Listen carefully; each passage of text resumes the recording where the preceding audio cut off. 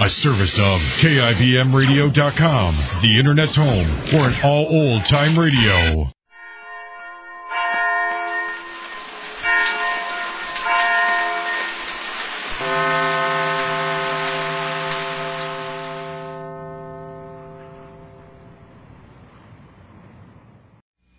The Grape Nuts and Grape Nuts Flakes program, starring Jack Benny, with Mary Livingston, Phil Harris, Dennis Day, Rochester, and yours truly, Don Wilson.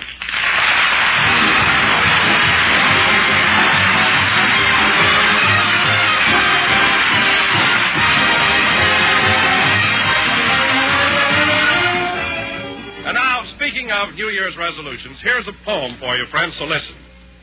When the year is at the morn, resolutions fine are born.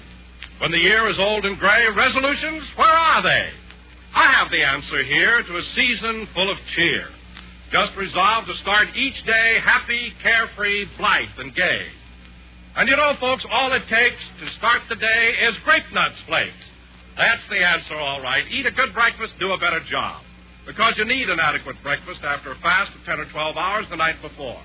In fact, dietitian tells us that morning is the time we should get at least 1/4 of our entire day's nourishment. Yes, breakfast is the stoke-up meal, and Grape Nuts Flakes are certainly a swell-tasting stoke-up food. They're a whole-grain cereal, crammed full of all-around whole-grain nourishment. So for 1944, let's all resolve to eat a good breakfast, do a better job. And let crisp, toasted brown Grape Nuts Flakes help make it easy for you.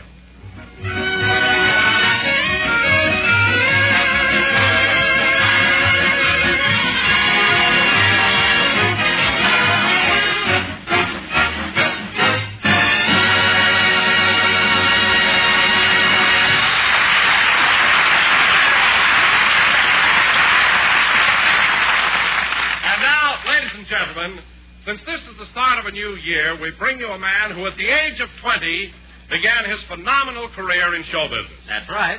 At 30, he was a credit to his profession. Yes, sir. At 40, he was admired and respected by millions. That's me. At 50, his name became a household word. 50?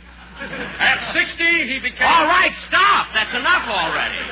For heaven's sake. And here he is, Jack Benny.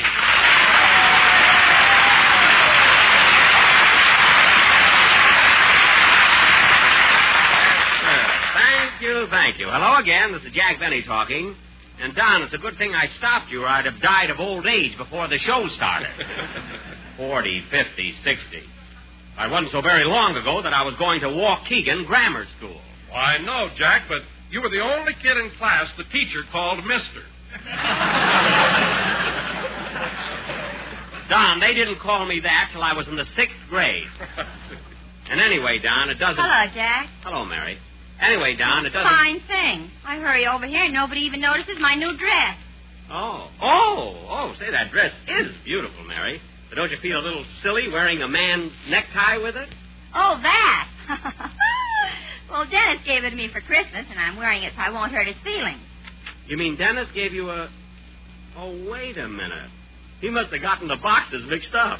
Well, what do you mean? Well, Dennis gave me the cutest pair of lace panties... all covered with rosebud.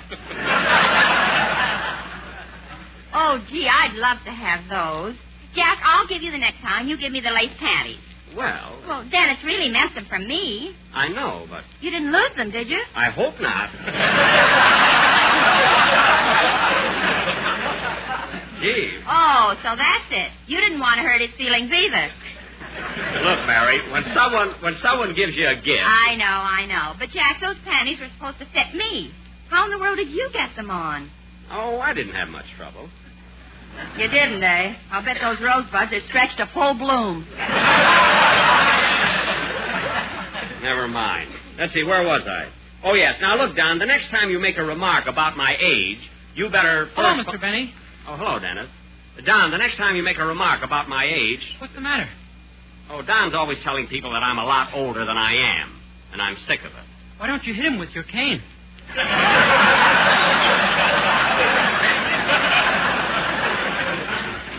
Dennis, they gave me this cane with my sports suit instead of an extra pair of pants. Anyway, To change the subject, I'm glad you're all here early tonight because we have a very important program to do. What do you mean, Jackson? You'll know in a minute, Phil. Ladies and gentlemen, as is our custom at this time of year, and even though it is January 2nd, tonight we are going to present our annual New Year's play entitled The New Tenant, or Goodbye 43, Hello 44. I hope you will all enjoy our latest version. Now, once again, I will play the part of the Hey, old... Mr. Benny, every year you do one of these plays, and I don't understand them. Well, you see, Dennis, these little sketches we do at the close of each year are not so much plays as they are allegorical fantasies. Now, do you understand? No. Well, Dennis, an allegorical fantasy is like, well, look, kid, did you see Snow White and the Seven Dwarfs? Oh, yeah, sure. Well? I didn't understand that either.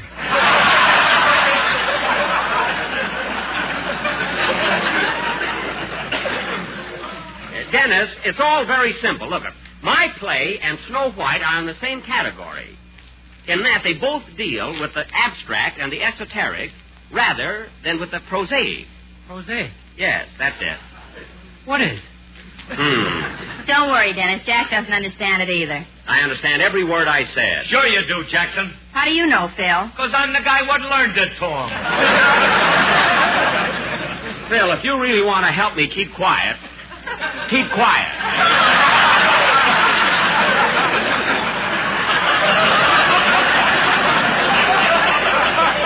Now, look, Dennis, an allegorical fantasy Oh, is a... Jack, what do you want to show off with big words for? Show off? If you want to explain something, do it simply and direct. Don, don't tell me how When to I talk. want to tell somebody about grape nuts and grape nuts flakes, I don't go in for verbal calisthenics. No, Don. All I say is that grape nuts and grape nuts flakes are two delicious cereals that always taste like more. But look, kid. Grape nuts, crisp and crunchy.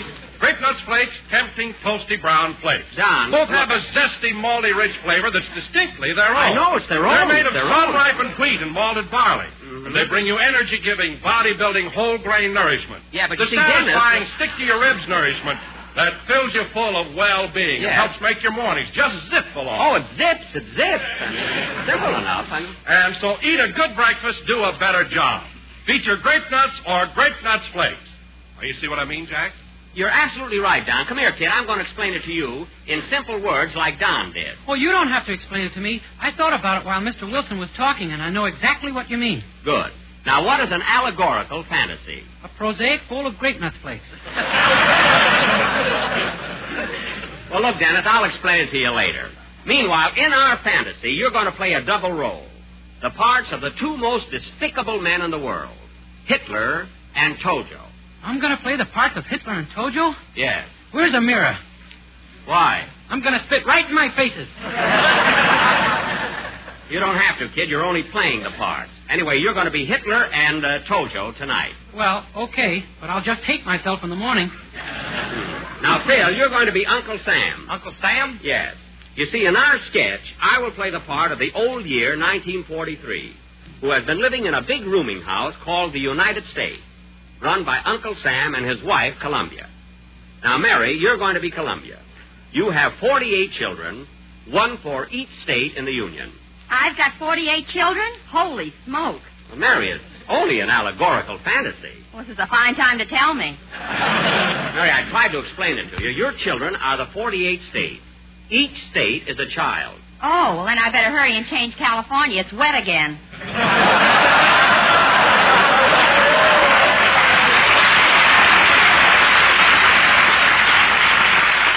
Well, don't worry about it now. Anyway, ladies and gentlemen, we set the stage for our play, which will go on immediately after a song. I'll get it. Hello? Hello, Mr. Benny. This is Rochester.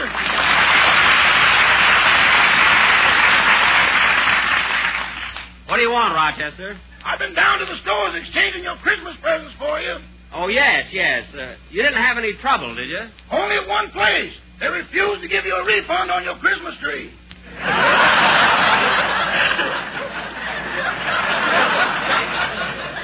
Oh, well, it was worth a try anyway. And say, boss, while I was out for you, I tried to exchange the present my uncle gave me. Uh-huh. But the store wouldn't do it just because I tried it out for size. Well, that was mean of them. What was the gift? A bottle of gin. Well, no wonder they wouldn't exchange it. And, Rochester, why don't you try to reform? Oh, I did, boss. Remember yesterday I made a New Year's resolution not to shoot craps anymore? Yes, I remember that resolution. What happened to it? Rochester, have you been shooting dice again? It wasn't my fault, boss. Some of my friends came to visit me. Yes? It was the first time a group ever came through a door on their knees. So you got right in the game, huh? No, I didn't, boss. I tossed a coin.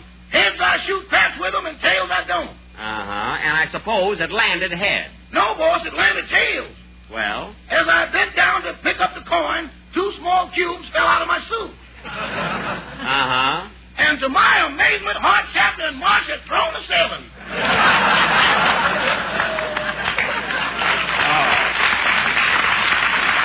Well, I'll talk to you about that later. Where are you now, Rochester? In a phone booth on Central Avenue, and I... Get off my lap, honey. This is a high phone. Rochester, have you got a girl in the telephone booth with you? It ain't an allegorical fantasy. Rochester, I'm surprised. So am I, boss. She ain't the same one I came in here with. Well, Rochester, I haven't got time to talk to you anymore now, so I'll see you when I get home. Goodbye. Goodbye. Oh, say, boss. Now what? There was a phone call from the freight company telling me to come over because your camel had arrived from Egypt. My camel? That's wonderful. Well, listen, Rochester, don't tell anybody, and I'll spring it on my friends as a surprise. Well, you better wait till the wind is with you, or the element of surprise will be lost. Well, don't worry. I'll take care of it. See you later. Goodbye. Goodbye.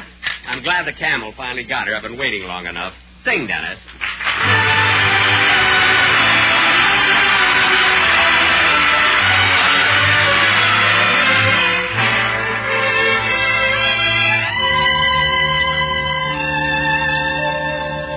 This will be my shining hour, calm and happy and bright.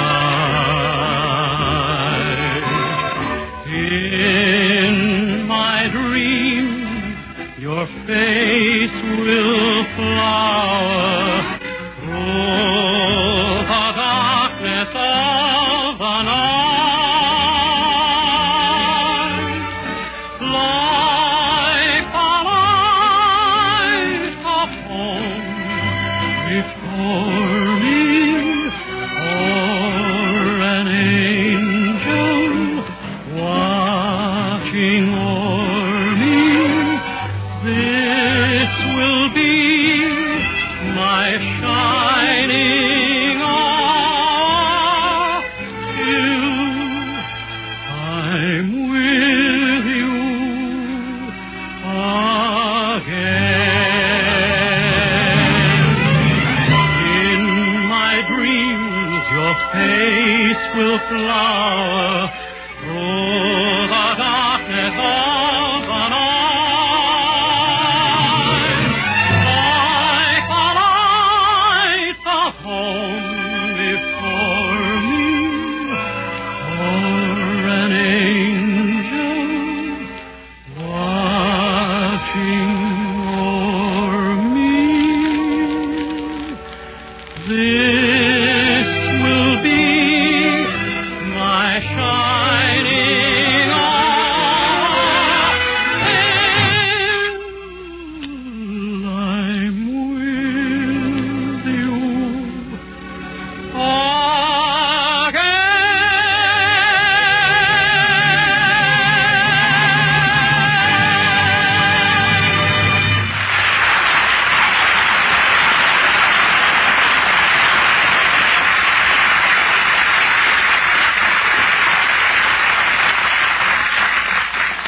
That was My Shining Hour, sung by Dennis Day. And now, ladies and gentlemen, for our annual New Year's play entitled The New Tenant, or Goodbye 43, Hello 44.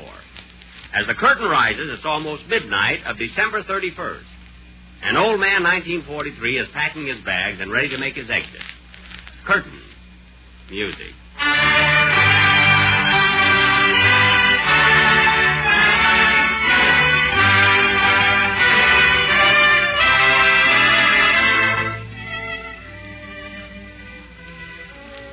Oh, Columbia. Columbia. Will you come here a minute, please? What do you want, 43? Give me a hand with this packing, will you? I got to get out of here before midnight and make room for the new tenant. Oh, yes. Little 44 will be here any minute. Say, where's your husband, Uncle Sam? I'd like to say goodbye to him. Oh, he's around someplace. Sam's been pretty busy lately. You said it. All your kids have been pitching in, too. Here comes one of my relatives, the Navy. Oh, yes. Hello, Navy. Hello, old-timer. Hi, Columbia. Boy, has he grown. Yep, his tonnage is almost doubled. He's big, all right. Nice to see him so healthy. By the way, Navy, how's your wife? Oh, fine, fine. And congratulations are in order. Really? Yep, triplets. 3 new battleships. Well, congratulations, Pappy. Here's a picture of them. Well, I'll be doggone. They got their mother's nose and their father's keel. Yes, sir. Well, so long. See you later, Columbia. Hey, he needs a big family. He's got 2 bathtubs to fill. Guess I might as well finish packing. Columbia, hand me that bundle of swing music. I'll take that with me. Here you are. Thanks. Lay that pistol down, babe. Lay that pistol down. Boy, am I sick of that. Say, Columbia, I got a few minutes yet, so I thought... Well, hello, Eleanor. Glad to see you back. There she goes again.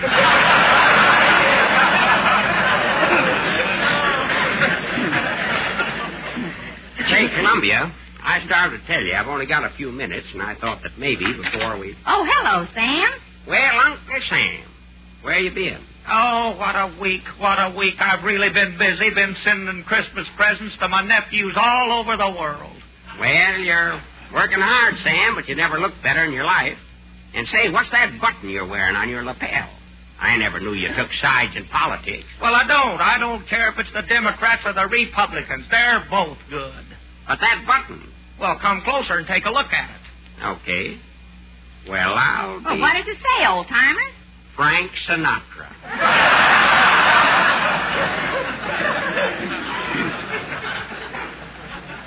Well, Sam, it's good to know that with all that's on your mind, you still find time for a little entertainment. That's right, and that ain't all. Look down here. Bobby socks. Sam, you'll never grow old. Hey, Columbia, turn on the radio. I want to hear the World Series. This will be my last chance to hear the big game. Okay. Ladies and gentlemen, you are now listening to the final game of the World Series between the United Nations All-Stars and the Axis Polecats. That's it. That's what I want. Me too. A lot of my boys is playing in that game. For the benefit of you people who tuned in late, this is the last half of the 8th. The Axis had their inning, and the United Nations are now coming up to bat. In the early stages of the game, the Axis did pretty well. They pulled a couple of sneak plays and tried to steal a few bases, but they were stopped by a squeeze play between Timoshenko and Montgomery. Those boys are sure a couple of big leaguers, all right. You said it, old-timer. And now, folks, before we resume our play-by-play description, I would like to remind you that this broadcast comes to you through the courtesy of Freedom Unlimited. That's a great product. All right, folks, the United Nations are now at bat. The coaches are George Marshall at third, Hap Arnold at first, and stepping up to the plate is Douglas MacArthur. Hear that, Sam? He's one of the heaviest hitters we got. Yep, he's got a darn good batting average, too. As you know, ladies and gentlemen, the battery for the Axis is Tojo pitching and Hitler catching. And oh, boy, is he catching. You're not kidding. And here comes the first pitch. It's a hit! Right between shortstop and third. And MacArthur is safe on first base. Well, Columbia, we got a man on first. Yes, sirree. Incidentally, folks, in the 6th inning, Mussolini got hit on the head with the ball. So now the Axis will have to get another water boy. Well, he never was much anyway. All right, folks, MacArthur is on first base, and coming up to bat is Chiang Kai-shek. Tojo is winding up, and here comes the first pitch. Ball 1. It's low. Doggone everything he does is low. Yeah, he's been throwing some nasty curves, but our boys are getting wise to him. Chiang Kai-shek is standing, grimly determined at the plate. Here comes the second ball. He lays a beautiful bunt down the third base line, which advances MacArthur to second base. Crowd is cheering Chiang Kai-shek's wonderful sacrifice. I knew Chiang Kai-shek could sacrifice. That's the kind of a fella he is. Yep, that's what I call great teamwork. While we're waiting for the next batter to come up, let's have a word from our sponsor, Freedom Unlimited. Ladies and gentlemen, do you spend restless nights because of a haunting fear that you may lose your rights? Your right to free speech, your right to worship as you please, and your right to live without fear of aggression? If you do, ladies and gentlemen, get yourself some shares of Freedom Unlimited. And you can do that by buying war bonds. Remember, folks, freedom, spelled F-R-E-E-D-O-M. That fella sure knows what he's talking about. And now back to the game between the United Nations All-Stars and the Axis Polecats. Well, folks, the crowd is sure excited. MacArthur's on second base, and coming up to bat is Montgomery. Cheering him for his wonderful work in the field. Sure is a fine player. That's right, Sam. The pitcher's winding up, and here comes the ball. Montgomery takes a hard drive to Rommel. Rommel's going back. He's going back. He tries to stop it, but he fumbles. Rumble fumbles the ball. Hear that, Columbia? Montgomery pulls up at first base, and MacArthur goes to third. Crowd is going wild. By golly, I don't blame him. Hey, Sam, that Rommel ain't doing so good, is he? No, he ain't. He's the best player they got. That's right. And now, folks, what's this? Hitler walks out to the pitcher's mound to talk to Tojo. It seems they got their signals crossed, and Hitler's worried. Was ist los, Schweinhund? Und Knoten verstaut zu greifen und versehen, keine Beluchten, Verstunden. Oh, so sorry, please. So sorry, please. So sorry, please. So sorry. Versteifen zu Knoten, Vertechnik. Eine Minuten, Verstunde, Roten, Vertechnik. Ach, shut up!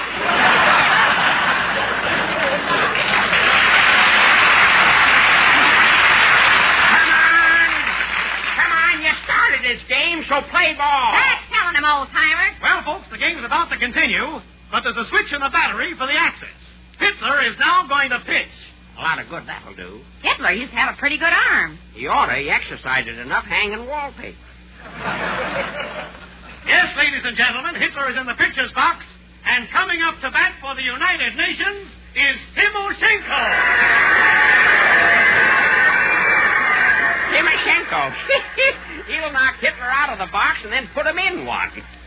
Wait and see. And here comes the first pitch. Ball one, very wide. See that, Sam? Hitler's nervous. He's winding up again, and here comes the second pitch. Ball two. No, something, old-timer. I think Hitler's afraid to pitch to him. Here comes the third pitch. Ball three. You're right, Sam. Yep, Hitler doesn't dare take a chance with Timoshenko. There it is, ball four. Timoshenko walks to first, putting three men on base. Timoshenko on first, Montgomery on second, and MacArthur on third. Crowd is yelling for a home run. One good hit now put the game in the bag. What a ball game. What excitement. Bases are loaded for the United Nations, and the Axis team is plenty worried.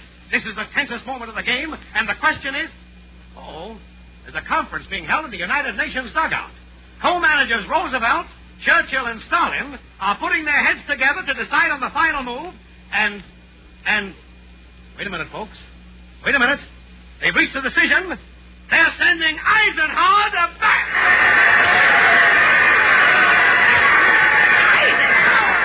Yippee! Yes, sir. That's one of my boys. One of our boys, Sam. Oh, boy, I can hardly wait to see what's going to happen. I'm afraid you won't be able to 1943. Your time is almost up, and you better finish packing. Well, I want to hear the end of the game. Well, I know how you feel, old-timer, but you just haven't got the time. Okay. Turn off the radio. Anyway, I got a pretty good idea how it's going to turn out. Doggone, look at that clock. Just got my duds together in time. That's the first stroke of 12. I wonder what's keeping the new tenant. Little fella should be here by now. Well, don't worry. He'll show up. He always has. Say, here's a tip for you, Sam. You worked hard during the time I was here. You did a good job. And I want you to work even harder for the little fella that's coming in. Don't you worry, old-timer. I'm really rolling now. Time's a-fleeting, but I can't leave till that little shaver gets here. That must be him now. Yep. Come in. Well, it's the little new year. Hello, Sonny. Hello, old-timer. What's that you got under your arm? Some forms I'm going to try awfully hard to get signed this year. Yeah? What are they?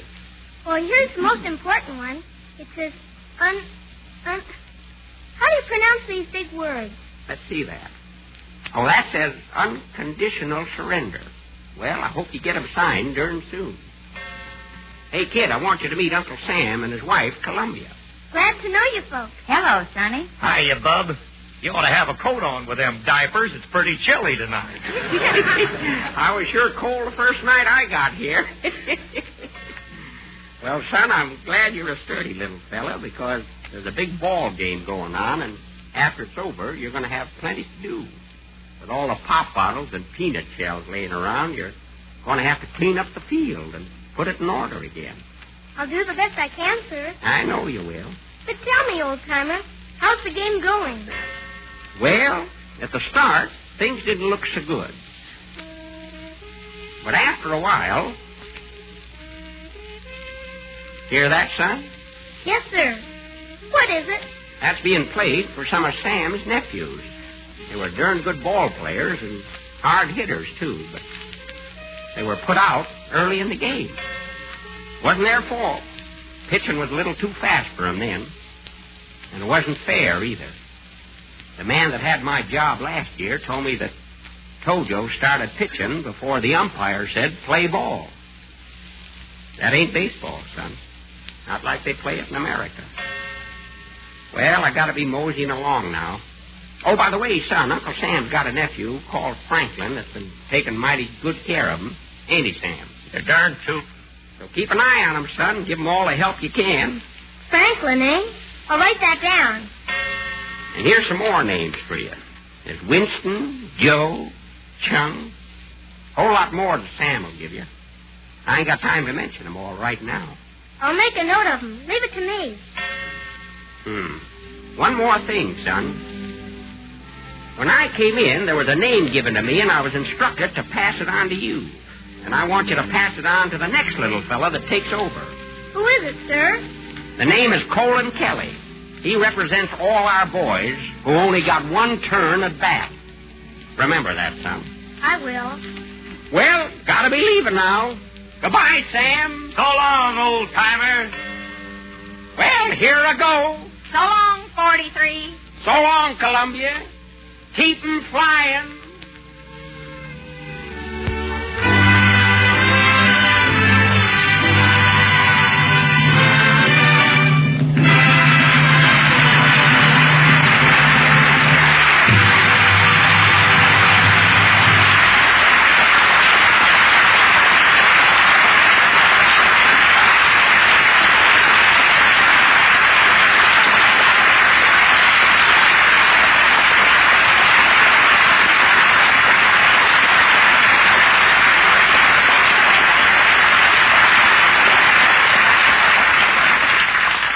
The sponsors of the Jack Benny program, the makers of Grape Nuts and Grape Nuts Flakes, send you their very best wishes for 1944. Good night, everyone.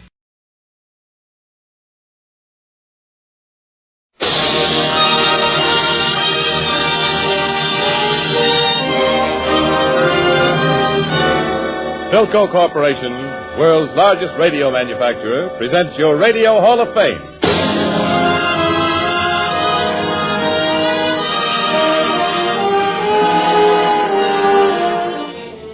From the beautiful Earl Carroll Theater Restaurant in Hollywood, today and every Sunday for 1 full hour, the stars made great by your recognition of their achievements are brought to you by Philco Corporation. Makers today of radar and electronic equipment to help win the war. Makers tomorrow of products for good living in a world at peace. Today, your Radio Hall of Fame departs from its usual manner of presentation to bring you as a New Year's surprise something which deserves to be in any Hall of Fame dedicated to entertainment. That great American operetta, first presented in 1927 on Broadway by Flo Ziegfeld. Showboat, with music by Jerome Kern, book and lyrics by Oscar Hammerstein II, and founded on the book of the same name by Edna Ferber. Our cast is worthy of the vehicle. Katherine Grayson as Magnolia Hawks, Alan Jones as Gaylord Ravenel, Helen Forrest as Julie, Elvia Allman as Parthy, Ernie Whitman as Joe, and the man who created the role of Captain Andy Hawks in the original production of Showboat, appearing today in the double role of Captain Andy and the narrator of this presentation, Charles Winninger.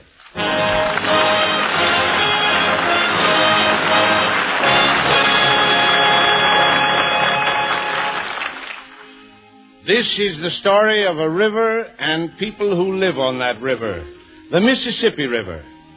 And it's kind of a human river, too. It's got kind of human emotion. Sometimes it's peaceful, sometimes it swells nigh on to bustin'. It's changeable like a human. But humans die and the Mississippi keeps rolling along and never dies. And this is the story of people who live and work on the showboat. People who love and hate on a showboat. It begins and ends on a showboat. Oh, it's a good story, folks.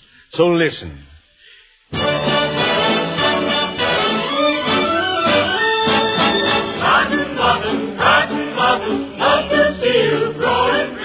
It's in the 1890s on the levee in Natchez, Mississippi. In the distance is heard the nasal voice of the Calliope, heralding the approach of that floating palace of entertainment, the Cotton Blossom Showboat. The townspeople greet her with a song of welcome, and as the showboat docks on the top deck, attired in his uniform appears the maestro himself, the impresario of the Cotton Blossom Showboat, whose name and fame are known the length and breadth of the Mississippi, Captain Andy Hawks.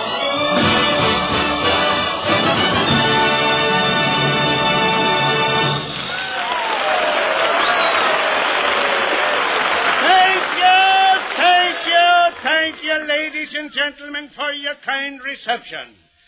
And now, I want you to meet some of the greatest artists that ever played the river towns. Miss Ella Mae Chipley, the toast of Cairo, Illinois.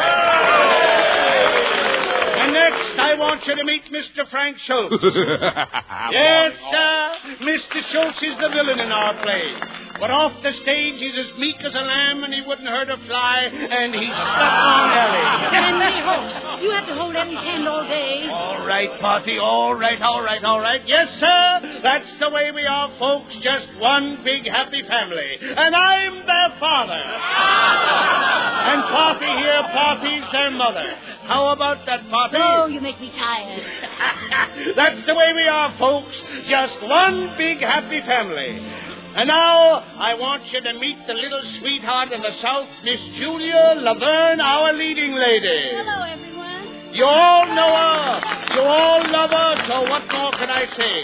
And over here, we have another famous ornament of the stage. Mr. Stephen Baker, the handsomest leading man in the Middle West. Take a bow, Steve. And, folks, I want to tell you a secret. Julie and Steve play sweethearts on the stage, but in private life, they're man and wife, and you've never seen them act so real a romance as these people can act. So here we are, folks, just one big happy family. And don't forget the bill tonight, folks, Tempest and Sunshine, that beautiful drama of tears and laughter. Why, Tell them much more, and they won't have to see the show. Oh, that's what I said, folks, just one big happy family.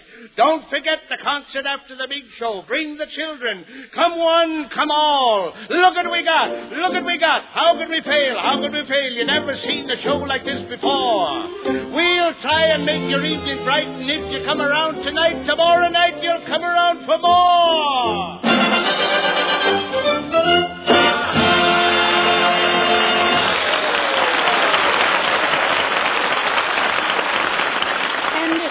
Andy Hawks, I tell you, I won't have it. I won't have our daughter mixing in with riff-raff show people. Now, Posse, listen. I won't. I'm sick and tired of this life anyway. It's about time we settled down somewhere and gave Magnolia the bringing up she's entitled to. Oh, Magnolia's all right. She's getting along fine. I suppose you think taking piano lessons from that Julie Laverne is all the education she needs. Well, I won't have it. What's more, there's something funny about that Julie Laverne. and I don't want her speaking to Magnolia at all. Oh, now, Poppy, Julie is the best leading lady on the river, so don't go starting any trouble. I'd expect that from you. You think more of your showboat troupe than you do of your own daughter's upbringing. I'll have more to say to you later, Andy. Oh, you will you? Well, maybe I'll have something to say to you, too. And as far as that goes, I'd just soon have Magnolia be friends with Julie as any other girl I know. Yes, Julie. You heard me. That's telling her. What's that? Oh, no, nothing. Oh, that's the loudest nothing I've ever heard. Just one big happy family. Ah!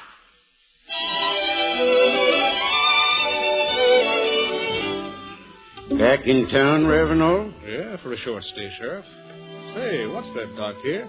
Showboat? You can read, Ravenel. Cotton Blossom Showboat, Captain Andy Hawk's proprietor. You can't stay more than 24 hours, you know. There won't be any trouble, Sheriff. You killed a man here over a year ago in a card game. It was self-defense. That's what you proved, but we don't want you here in Natchez. Well, what if I don't leave? I reckon it'd be terrible to have to lock you up. All the pretty gals on the riverfront that'd be crying their eyes out. Where you aim to go from here? Who cares where I go? Nobody, as long as it's out of town. Bye, Ravenel. Can't say I didn't warn you. Who cares if my boat goes upstream? Or if the gale bids me go with the river's flow? I drift along with my fancy. Sometimes I thank my lucky stars my heart is free.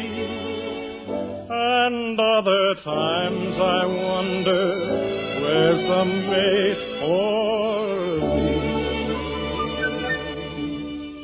Oh, hello. Oh, how do you do? You'll pardon me being a little surprised, ma'am. I didn't see you on the deck up there. Do you live here in Natchez? No, I don't. My name is Gaylord Ravenel.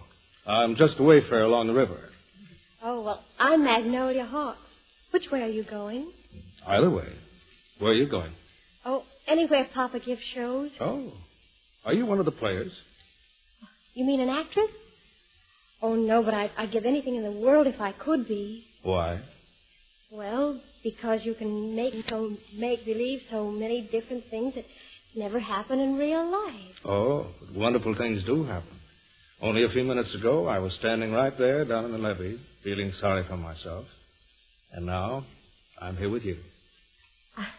I think I'd better go. But why? Well, you see, you're talking to me, and I don't know you. Does that really matter so much? Well, not to me. Well, if you like to make believe things, why can't we make believe we know each other? Oh, yes. And we haven't seen each other for 75 years, and you're my long-lost nephew. There's a scene like that in a play called The Village Drunkard. No, 75 years is too long. Besides, I don't like the idea of being your nephew. Let's imagine we've just met, huh? But we really have. All right. Let's make believe that we've fallen in love at first sight. Only make believe I love you. Only make believe that you love me. Others find peace of mind in pretending. Couldn't you, couldn't I, couldn't we make believe our lips are blended in a phantom kiss or two or three? Might as well make believe I love you, or to tell the truth, I do. Your pardon, I pray, was too much to say. the words that betray my heart. We only pretend you do not offend in playing on our song. The game of just supposing is the sweetest game I know. Our dreams are more romantic than the world we see. And if the things we dream about don't happen to be so, that's just an unimportant technicality.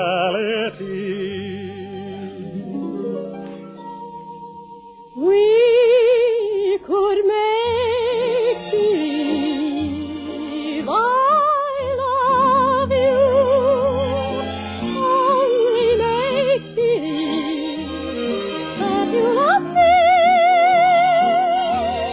Oh, there's fine peace of mind in pretending. Wouldn't you? Wouldn't I? Wouldn't we make believe our lips are blending in a phantom kiss or two or three? Might as well make believe I love you.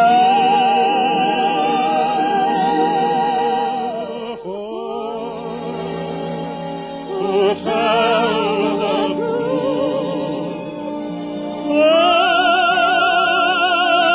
I do.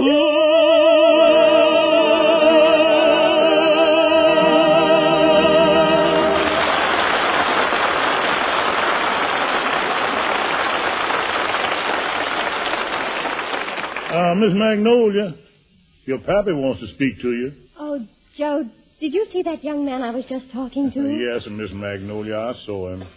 See, the lot looked like him on the river long before I was a handyman on this here showboat. Oh, Joe, he's such a gentleman. Have you seen Miss Julia? I've got to tell her. I've got to ask her what she thinks. Better ask old man River what he thinks. He knows all about them gamblers like him. He knows all about everything. There's an old man on the Mississippi. There's the old man that I'd like to be. What does he care if the world's got troubles? What does he care if the land ain't free? Old man River, that old man River, he must know something, but don't say nothing. He just keeps rolling. He keeps on rolling along. He don't plant potatoes, he don't plant cotton, but them that plants it is soon forgotten. But old man River just keeps rolling along. You and me, we swear and strain, body all aching and racked with pain. Tote that barge, lift that bait, get a little drunk, and you land in jail. I get weary, I'm sick of trying, I'm tired of living and the fear of dying. But old man River, he just keeps rolling along.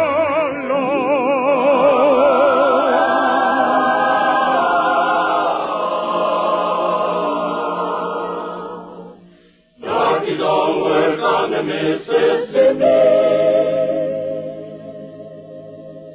Darky's own work while the white folks play. Pulling those boats from the dawn till sunset.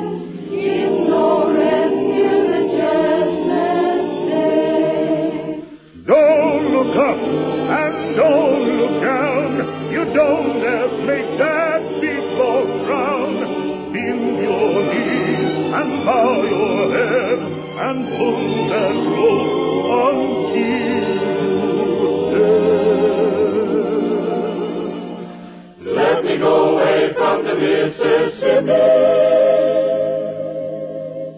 Let me go away from the white man cause Juliet stream for the river Jordan. That's the old stream that I long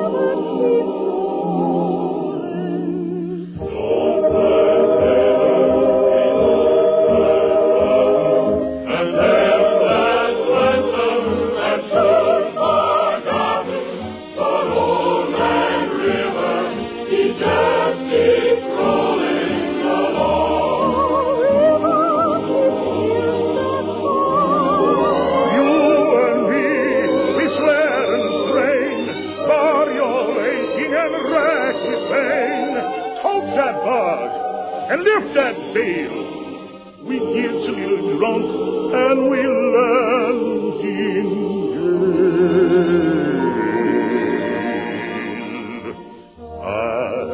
It's weary, I'm sick of trying, I'm tired of living and still of dying. But old man River, he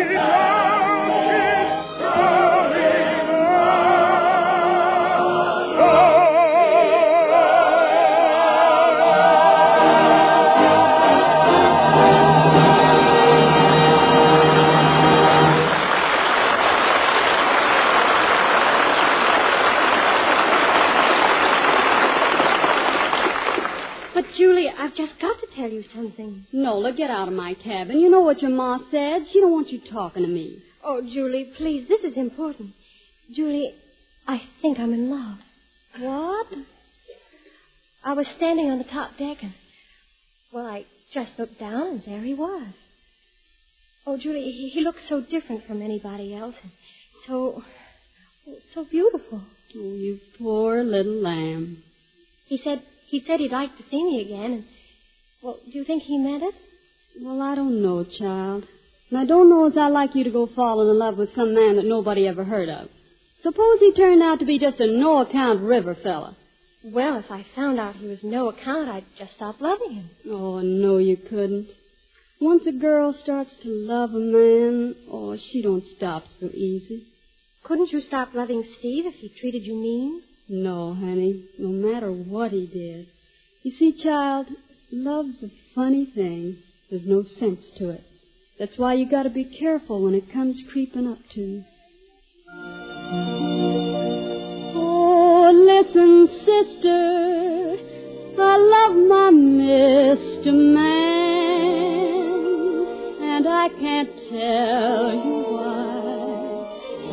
There ain't no reason why I should love that man.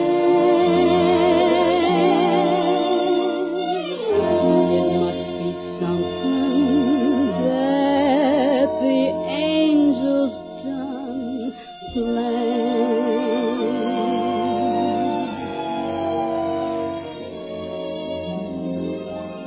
Fish gotta swim, birds gotta fly.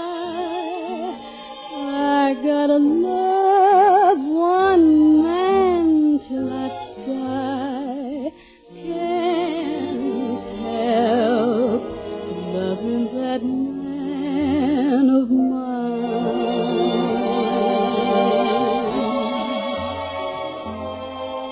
Maybe he's lazy, maybe he's slow.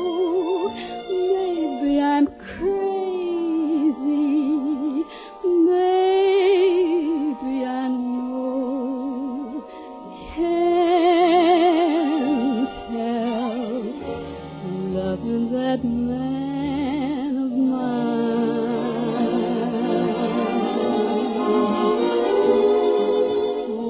When he goes away, that's the rainy day. And when he comes home, that day is mine.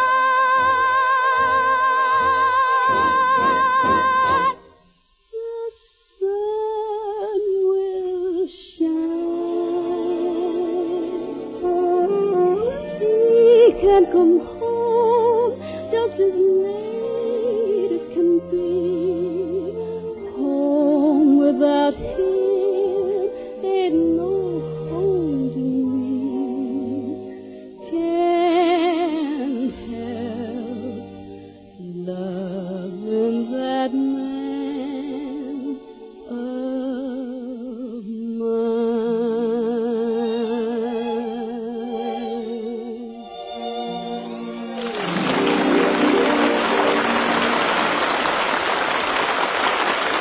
Oh, Julie, that's a wonderful song. Oh, Julie, Pat wants you on stage for rehearsal. Come on, honey. All right, Steve, we're coming.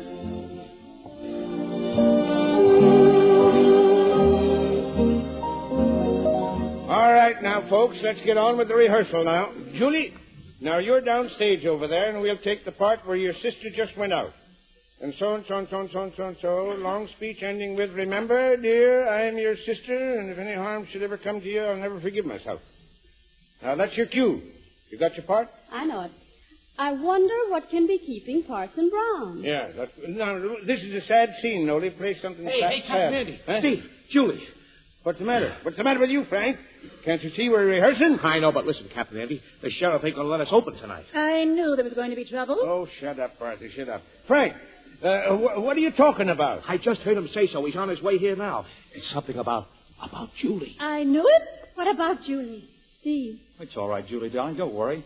what are we going to do? What do you mean walking in here without knocking? No, I'll handle this party. I'll handle it. What do you want? Who's Captain Hawks? I'm Captain Andy Hawks right here. Captain Hawks, do you acknowledge to being the owner of this showboat? Well, of course I do. What do you want? Well, I got an unpleasant duty, Captain. You've got an actress on board who's in this country illegally. How's that? A woman, real name Julia Dozier. Got the papers right here. Julie. I'm Steve Baker. This woman is my wife. My information says she was born in the West Indies. It also says she'd been in jail there. Is that right? Yes, that's right. You'd better come along with me. But what's going to happen to her? We'll let the immigration authorities take care of her, and they'll probably ship her back where she belongs. All right. And you can send me along, too. No, Steve, It's no. all right, darling. We'll be together. Get your things. And hurry up about it. Oh, Papa, don't let him take her. Nola, where are you going? I want to see Julie. You come back here this instant. No daughter of mine is going to talk to that... Let me go, Mother. I'm going to talk to Julie. No. Well, Hawks, you see what your showboat has done to your daughter. I think the showboat has made a blame fine girl out of my daughter. Huh. Things we got to worry about is how are we going to give a show tomorrow night without Steve. You're just as bad off for a leading woman. Well, you know something? I was thinking about letting Noli jump in. She knows all the parts. Over my dead body. There never was an actress in my family, and there ain't gonna be. Well, I just meant to put her in temporary. She don't know much about acting, but she's got a smile worth $1 million. Well, Captain Andy, what are we going to do? We got a show tonight. Well, I don't know whether we have or not, Frank. Say, do you know of an actor we can pick up to jump in the lead? Well, there's a fellow I met in town. Seems he's got to leave tonight and there ain't no boats. He asked me if we took passengers. Of course we don't take passengers. So I brought him along. He's waiting outside. A swell-looking fellow, Well, too. bring him in here. All right, mister, come on in. Good evening. This is Captain Andy Hawks. Mr. Ravenel is my name. Gaylord Ravenel of the Tennessee Ravenols. Yeah. I thought, sir, if I could have a bed on your boat tonight, I could pay my fare tomorrow at Port Adams. You see, I expect remittance. A remittance, huh? Have you ever acted, young fella? Acted? Yeah, acted on the stage. Been an actor. I'm looking for a juvenile leading man. $15 a week. Chance to see the world. No responsibility. Am I to understand, sir, that you were offering me the position of juvenile lead? That's what he means, young man. We don't like to pick up actors off the halls, but we can't be choosy just now. Madam, your courtesy is only exceeded by your charm. He got you that time, Parthy. You keep quiet. Mother, I'm sorry I acted the way I did. Oh. Good evening. Oh, come here, Nolly, come here. We're going to need you. You're going to be the leading woman tonight, and Mr. Ravenel here is going to be our leading man. You mean Mr. Ravenel? That's right. Come on. We haven't got much time. Here's your part. Here, Dinah, come on. Here we are. Now, here. You take this, Mr. Ravenel, and I'd like to hear how you handle dialogue, will you? Now, you see, the idea of this character is you're in love with her. Now, come on. Just give me a sample, will you? Miss Lucy, will you be mine? Oh, no. Nothing like it. Nothing like it. More feeling. More as if you loved her. Go on. Miss Lucy, will you be mine? That's it. Now go on, kiss her. Martha, look. That isn't in the play. No, but it's acting. It's darn fine acting.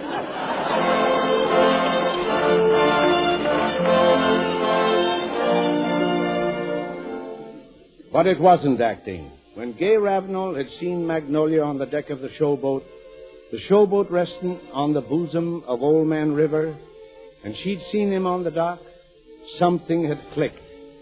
They say that love at first sight seldom happens. This was one of those seldoms. And now that he was in the showboat cast, and they were thrown together so much, as the weeks passed, everybody could see how they felt. And Parthy didn't like it one bit. She kept telling Andy she didn't like it one bit. And one evening she told him. Andy Hawks, I want to talk to you. Jimmy Nettie, what is it now? It's about that Ravenel party. He keeps looking at Nola. He'd be a fool if he didn't. Andy Hawks, you mean to tell me you'd allow your daughter to marry a tramp you picked off the levee and hadn't a shirt to his back when you found him? Jimmy Nettie, woman, can't a man look at a gal without having to marry her?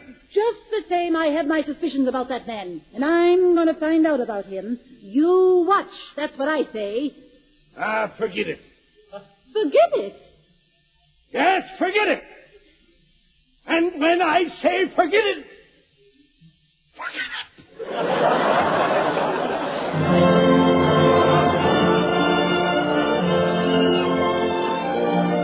Yes, Old Man River is a kind of human river.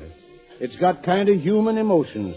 And tonight it seems in a soft, a pleasant, a romantic mood, with the moonlight shining on it, and on the upper deck of the Cotton Blossom showboat, near to the water barrel, is Ravenel. And he's waiting. He's waiting.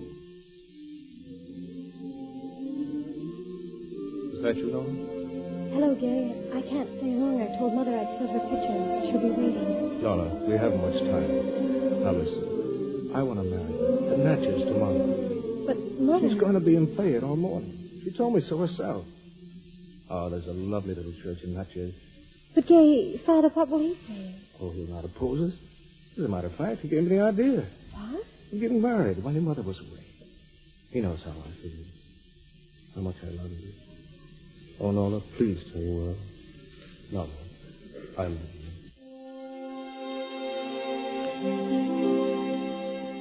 You are loved here in my arms where you belong, and here you will stay. I'll not let you away. I want day after day with you.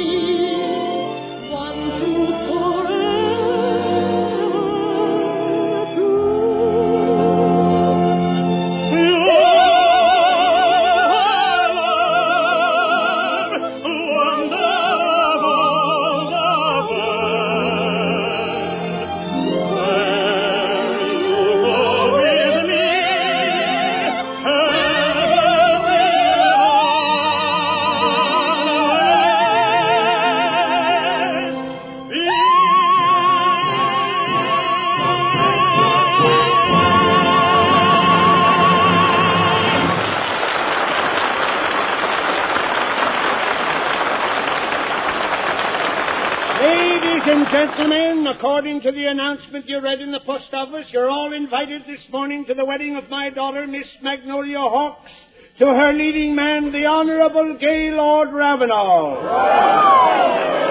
Seeing as how you all take so much interest in Showboat, folks, I thought you'd like to see the happy couple playing their romance off the stage. The bride and groom will be out in a minute. Ah, here they are now, the best-looking couple ever to be married in the fair city of Natchez. Into the carriage with you, Nola, into the carriage. And then we'll all march down to the church. Stop!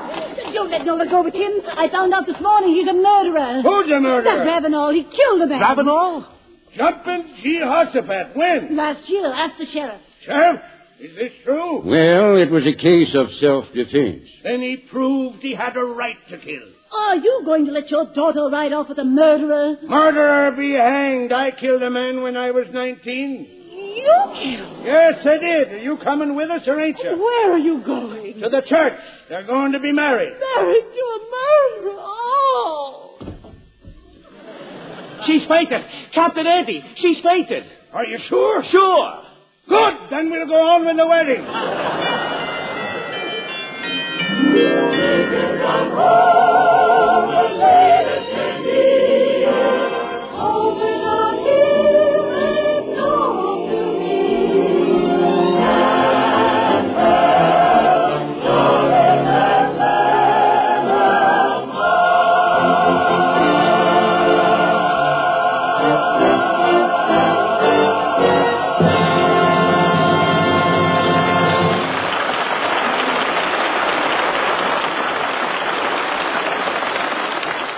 You have just heard the first act of Showboat, which Philco is bringing to you on your Radio Hall of Fame, with a cast which includes Charles Winninger as Captain Andy, Katherine Grayson, one of the stars of Metro-Goldwyn-Mayer's Technicolor picture Anchors Aweigh, as Magnolia, Alan Jones as Ravenel, Helen Forrest as Julie, Elvia Ullman as Parthy, and Ernie Whitman as Joe.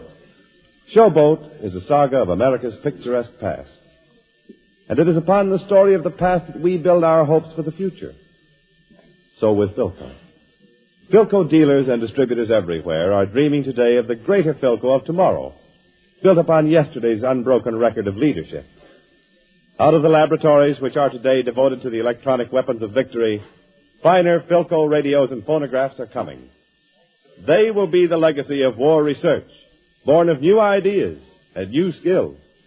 They will bring you greater glories from broadcast and recorded music in fidelity and purity of tone. And they will be products of the leader in radio research, in quality, and in value.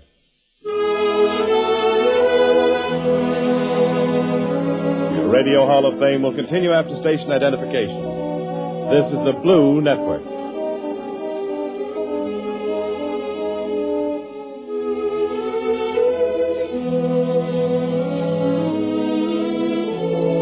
And now Charles Winninger, who doubles in the roles of your narrator and Captain Andy Hawks, again takes over. The years roll along, and so does Old Man River. That kind of human river that sometimes sparkles like with joy and sometimes looks sort of miserable. Just like Magnolia and Ravenel, who have left the Showboat, who are living in big cities, who can never tell what tomorrow may bring, 'cause Ravenel makes his living gambling, and the turn of a card determines whether they're living high or living poor. They might buy one of them newfangled contraptions, an automobile, one week, and have to sell it the next so they can eat. They and their little girl, Kim. They can never tell. Nola. What's the matter, Gay? Nothing's the matter. We're just moving to a better place, that's all. Oh, but Gay, this is beautiful. Nola, this is nothing. Wait until you see the new hotel we're moving to. Come on, bundle up, Kim, and let's go. All right, darling. Happy, darling? Oh, Gay, I'm so happy.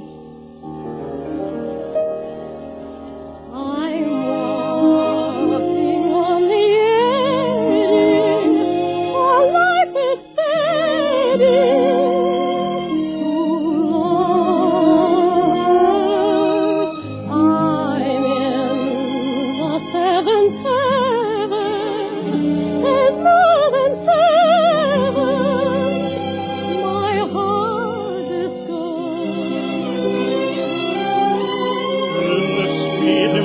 unbelievable and unreal world. Finding you has given me my ideal world. Why do I love you? Why do you love me? Why should there be two happy as we? Can you see though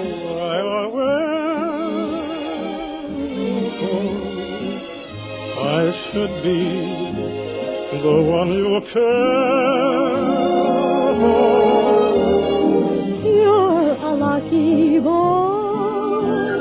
I am lucky too. All our dreams of joy seem to come true. Maybe that's because you love me. Maybe that's why I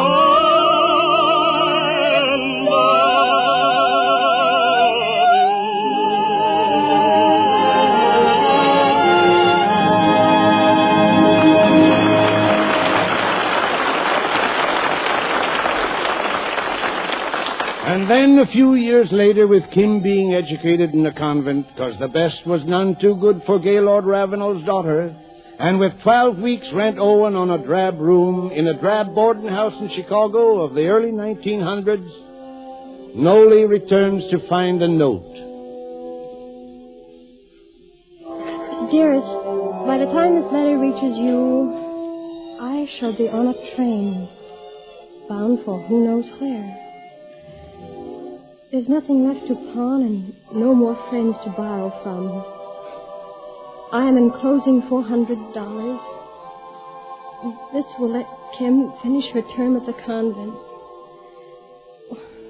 Then you can both go home to your parents. I'm just no good for you, Nola. I'm doing this because I think it's right and because I love you. I think you'll be better off without me. Please believe that I will always love you, my darling. Goodbye. Your own Gay.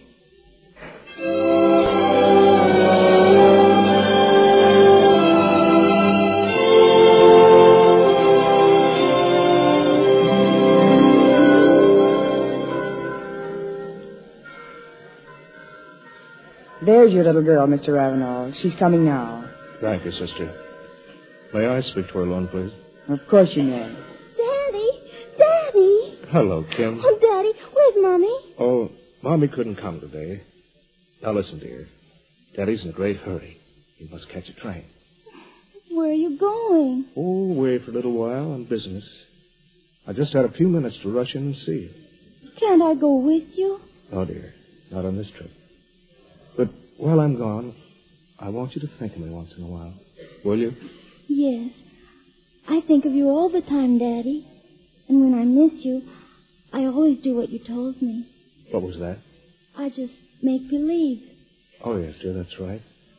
That's a system for having everything you want.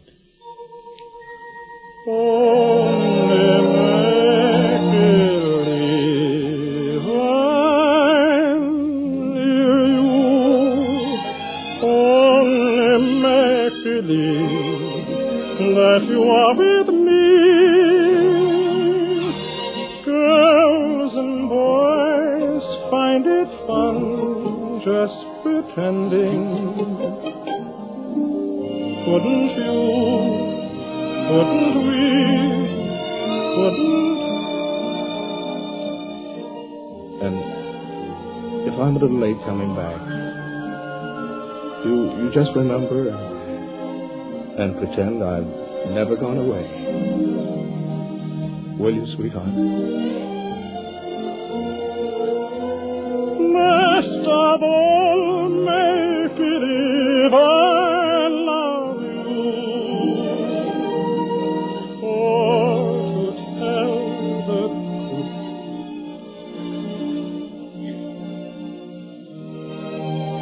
Goodbye, darling. Goodbye, Daddy. Kim, will you do something for me? Tell Mother. Tell her I came to see her.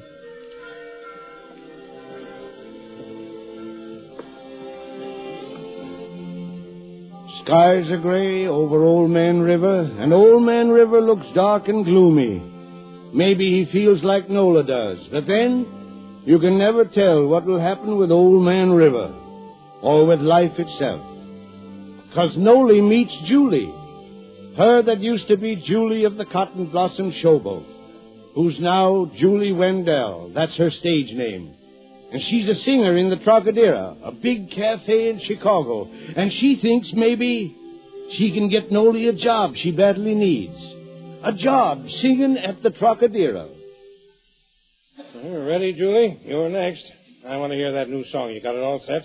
Leave me alone, Jim. I ain't feeling so good. Before you know it, I'll be off on a tear and the devil with your show. Oh, you ain't feeling so good. You'll be off on a tear. Well, get this straight, sister.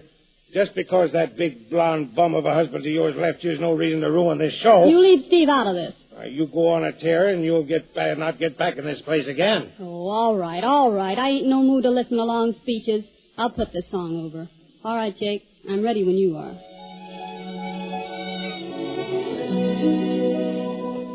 I used to dream that I would discover the perfect lover someday. I knew I'd recognize him if ever he came round my way. I always used to fancy then he'd be one of the godlike kind of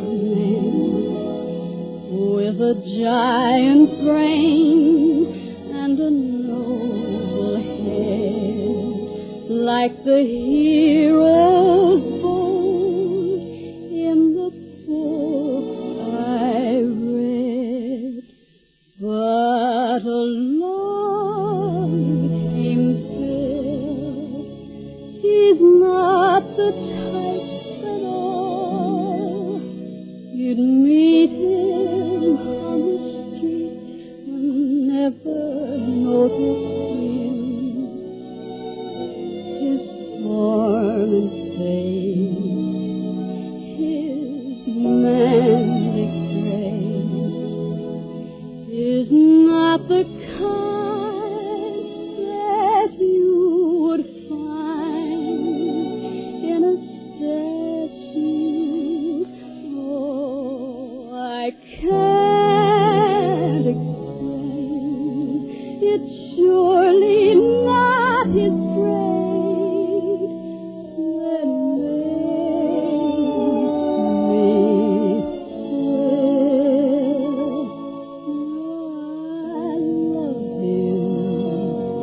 me because he's, I don't know, because he's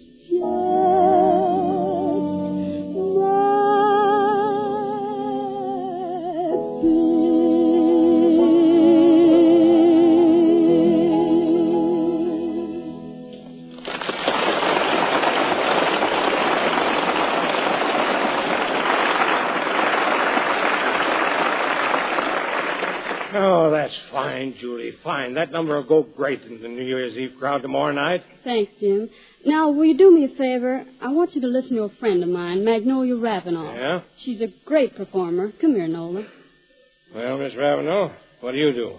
Well, I'm a singer. Well, I can't use a singer. But she's a great singer. She's a star of the Cotton Blossom Showboat. What does a star of a showboat mean in Chicago? Besides, this show only can use one singer, Julie, and we've got you. You had me. I quit. What? And if you'll take my advice, you'll hire Magnolia Ravenel. Goodbye.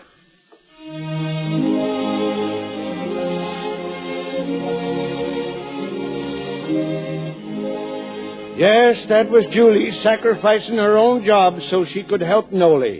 The Nola she'd always thought of as a little sister. So Noli was hired on trial the day before New Year's Eve, the day before Andy and Party, who, knowing nothing of what had happened, arrived in Chicago to pay the Ravenels a surprise visit at the last address from which Noli had written, the Swank Sherman House. Nice New Year's Eve, I must say. You and your surprises. Yeah. They ain't here. Nobody knows where they went. Well, Hawks, what have you got to say?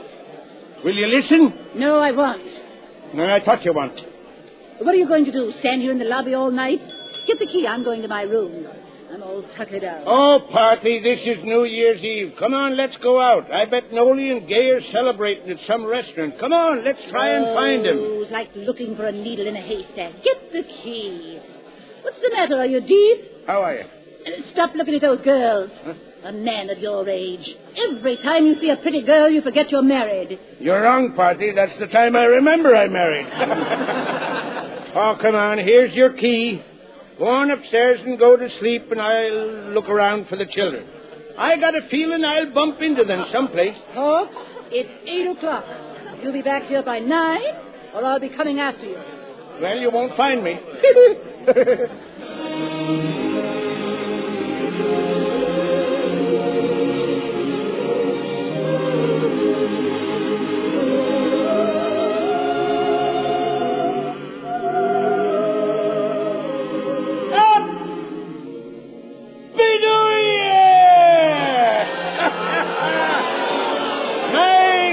What a big restaurant this Trocadero is. Captain Andy Horn. Well, Frank Schultz. Up!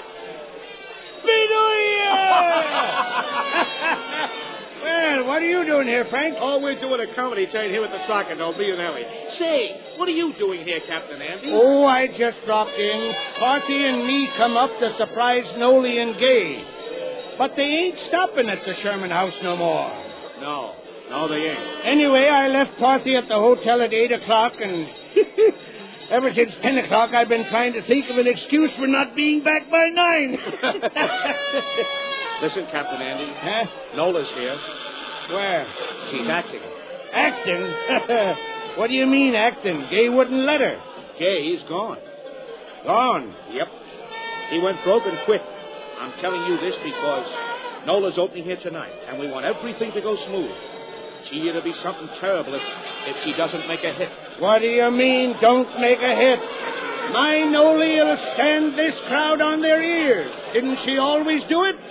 Didn't they always love her on the river? My daughter is singing here tonight. Ladies and gentlemen, I regret to announce that our regular prima donna, Miss Julia Wendell, is indisposed and cannot appear here tonight. But we are fortunate, however, in obtaining the services of Miss Magnolia Ravenel. Magnolia Ravenel? Who's she? I'll show you who she is, you big... All right, now, quiet, everybody. Give her a chance. A little maiden climbed an old man's knee. Begged for a story to humble plea. Quiet. I'm single. I live alone. Quiet! Noli!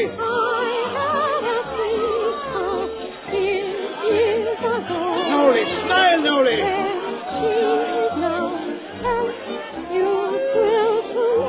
Noli, I'm... Let's do the story. I'll tell you all.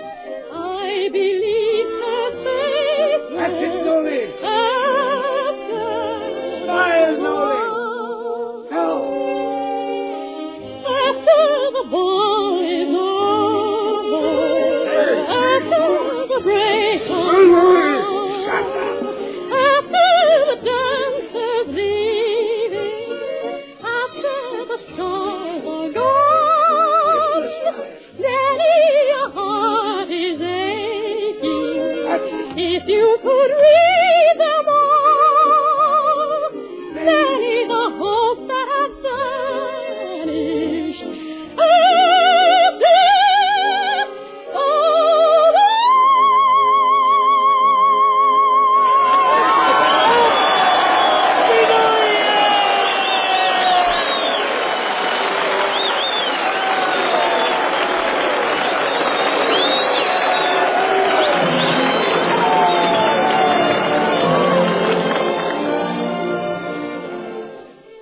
life rolls along, more than 30 years have passed. Nola Ravenel became one of the biggest stars of the day, a musical comedy star, then retired. And her daughter Kim is following in her mother's footsteps. Kim is a star. And there's a new cotton blossom showboat, bigger and better than ever. And Captain Andy's still the master of it. And Kim has come back to visit her grandpa and to entertain the showboat audience at Natchez. And sitting on the deck of the showboat is Captain Andy, and yes, Gaylord Ravenel. His clothes are shabby, but not his spirit. The prodigal gambler has returned. Captain Andy? Huh? I never thought this would happen. Oh, gosh, Gay, it seems like fate, my bumping into you up at Fort Adams yesterday. Yes, I guess it was. I still don't know why you kept away from Nolly all these years. Well, at first I thought she'd get along better without me. Then when I thought I couldn't stand not going back to her, it became a success. A big success. I? Well, you see what I am. I had too much pride to go back then. I understand. Yeah, I thought I'd gotten her out of my system. Then when I met you yesterday and you told me about Kim singing on the Showboat and invited me to hear her, well, I realized I was only fooling myself. I'd always loved Nola. You know, Gay, Nola is coming here tonight. She is? Oh, but Captain, you only found it by accident. Won't it be better if I just drop out of sight again?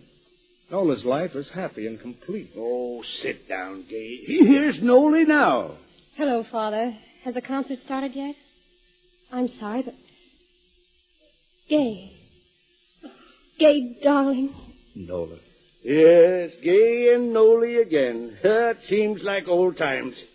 Oh, come on inside, you two. I hope we haven't missed hearing Kim sing. Come on. I got a box just for the family. Jim and Nettie, won't Potty be surprised? And Well, come on. We better be going.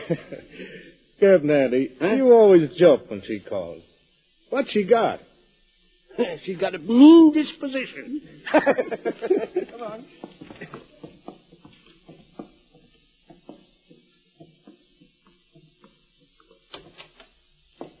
Well, it's about time you got here, Andy Hawks.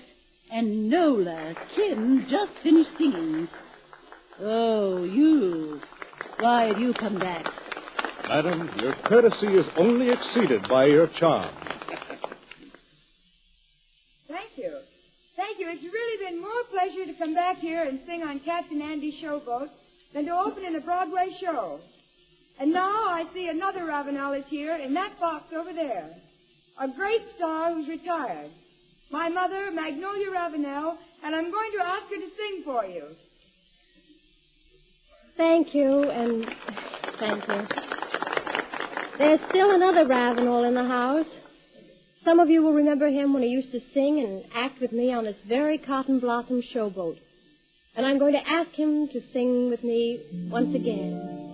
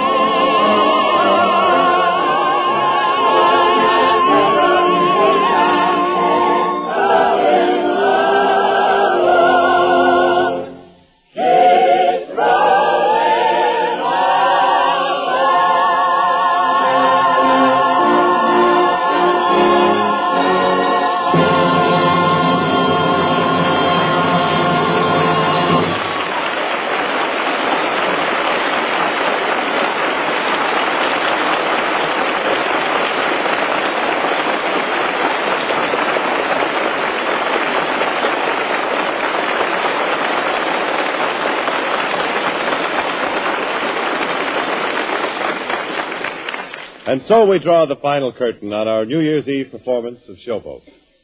May the coming year bring victory for our cause and the dawn of a brighter day for free men in a world of peace. And may the time draw nearer when the Philco laboratories can turn from the tasks of war and devote themselves again to your comfort, convenience, and entertainment.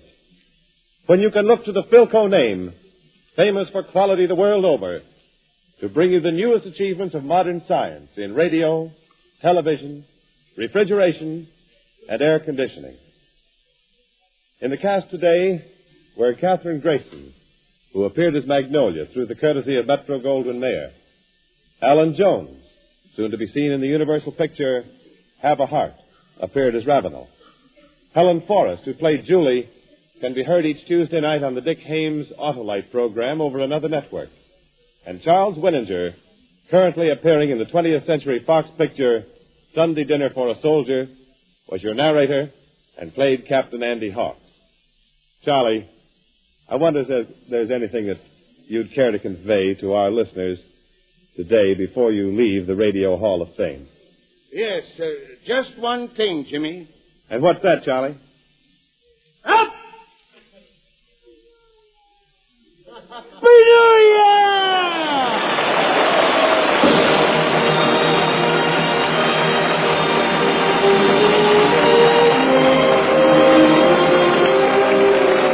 Next week, your Radio Hall of Fame presents Betty Hutton, Dick Haymes, Jack Haley, and others. So be with us next week, won't you? When once again we will usher you into your Radio Hall of Fame, which today came to you from the Earl Carroll Theater Restaurant in Hollywood. Showboat was adapted for the Radio Hall of Fame by Mort Lewis and was produced by Tom McKnight.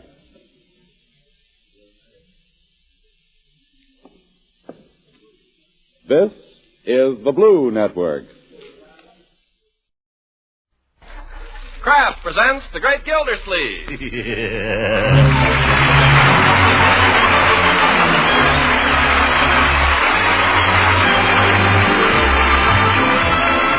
The Kraft Cheese Company, makers of Parquet margarine and a complete line of famous quality food products, presents Harold Perry as The Great Gildersleeve.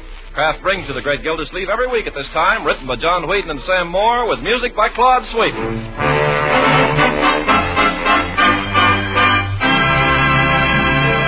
We'll hear from the Great Gildersleeve in just a moment.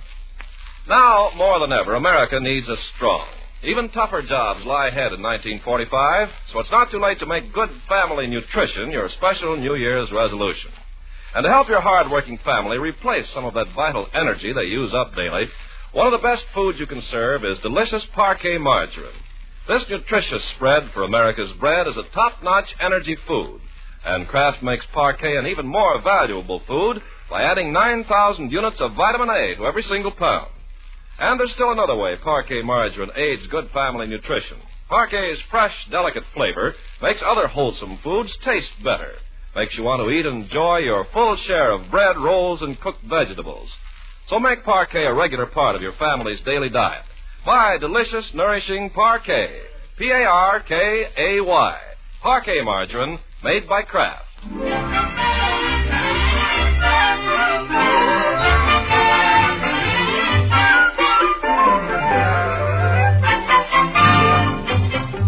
Now let's join our friend the Great Gildersleeve as he winds up the year 1944. It's the day before New Year's in Summerfield, and Gildersleeve, after considerable pressure from Leroy and with considerable reluctance on his own part, finds himself at last on skates. That is, he stands nervously on his old rockers at the edge of Tolly's Pond, while Leroy and Marjorie cut fancy figures on their new Christmas tubulars. Hey, look out, Leroy! Oh! Don't worry, I'll never hit you. Hey, Marge, I'll race you down the end of the pond and back. No, I think it's mean to leave Unky here all alone. Don't mind me, my dear. Just have your fun. Oh, come on, Uncle Mort, skate with me a little. You can hold my arm. I don't like the looks of this pond. It's a good pond. Safe, too, Uncle. Well, I don't know. Come on, let's try it. I'll take one arm and Leroy can hold the other. I want Leroy to keep away from me. I better try it alone first. You're doing fine, huh? It's not as bad as I thought. Why, you're wonderful, Unky. I used to be quite a skater in my younger days. Did you play hockey? No. Why not? It hadn't been invented. By George, this is fun. Come on, Marjorie. I'll race you down to the end of the pond. Okay. Wait a minute. I got a better idea. Let's play I Got It. You've got what? I got it. It's a game like tag, only everyone chases the one that's got it. Well, who's got it? I have. Well, you won't have it long. Chase him over here, Uncle Mort. Now I'll get him. No, sir. I'm going to catch him myself. Oh, yeah? Why, you...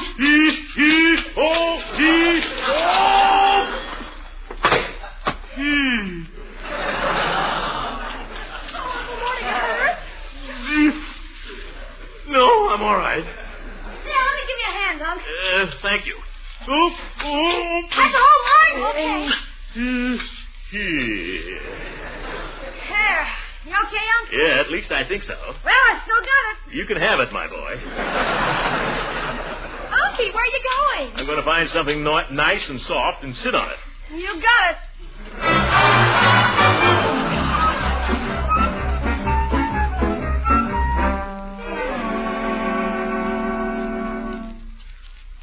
You almost finished, Floyd? Pretty near, Commissioner.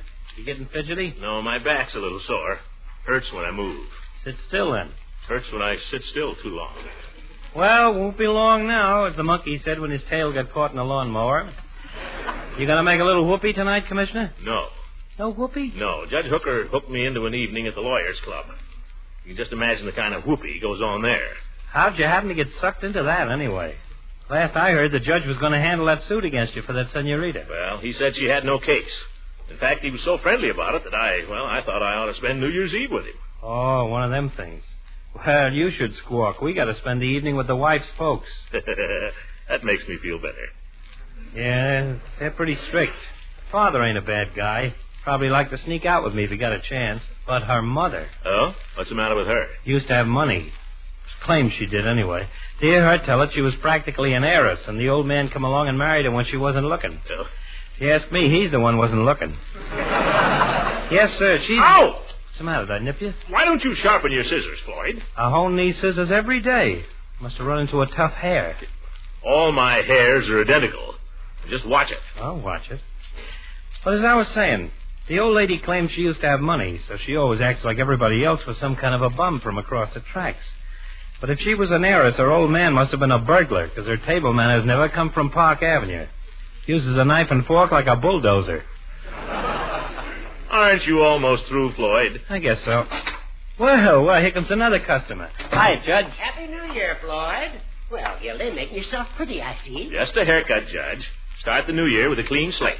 I hear you and Mr. Gildersleeve are going on a tear tonight, Judge. That right? Mr. Gildersleeve is to be my guest at the Lawyers Club. We have an annual entertainment. I hear it's pretty wild, though. Women climbing out of pies and all that. Now, take it easy, Floyd. There'll be nothing like that on the evening's agenda. Agenda? Is there going to be an agenda? I was being humorous, Gildy. Oh. The program will consist principally of our annual mock trial. Trial, huh? Who's the prisoner? The year 1944 will be on trial for its life. I play the part of Father Time, and Judge Hofstadter is the prosecutor. Last year, he gave a summation of 1943. It was about as brilliant a piece of history as you ever heard. History? You'll enjoy it, Gildy. Some of the side remarks are very funny, too. Well, it sounds great, Judge, but... I never forget last year when Walter Irving, a counsel for the defendant, told the court that 1943 would go down in history as the year of sulfanilamide and penicillin. Hofstadter objected on the grounds this statement was drugged in. Was much funnier if you could have seen Hofstadter's face when he said it. Yeah, look, Horace, this all sounds like a lot of good fun, but I don't know whether I'm going to be able to make it tonight. Can't make it? Why, Gildy, I've arranged for you to be on the jury. Oh, wonderful, Horace. I appreciate it, too, but, the fact is, I don't feel very good. Oh, poppycock. Never saw you looking better. No, I mean it, Judge. I'm afraid maybe I've got a little touch of sacroiliac. Sacroiliac? Mm-hmm. I know just what to do for it. Had it all my life. I've got a special prescription Peavy makes up for me. Oh, but this is different, Horace. Oh, different, my eye. Come on, now. Peavy will fix you up as good as new, and you'll get in on all the fun tonight. Oh, come on. All right. Don't push me, Judge. Here, Floyd. Happy New Year. Thanks. Have a good time tonight. Same to you, Commissioner.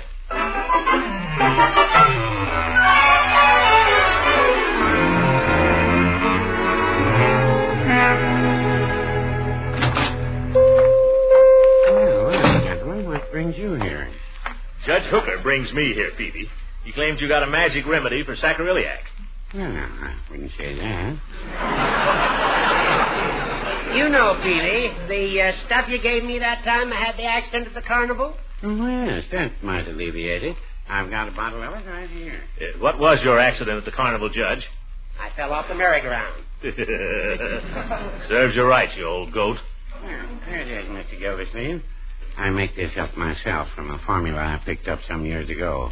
Several of my customers have had very happy experiences with it. Oh? Do you drink it or rub it on the place? Oh, you rub it on. What's the nature of the injury? Well, I was skating and I fell on the ice. For that area, you'll need the larger bottle.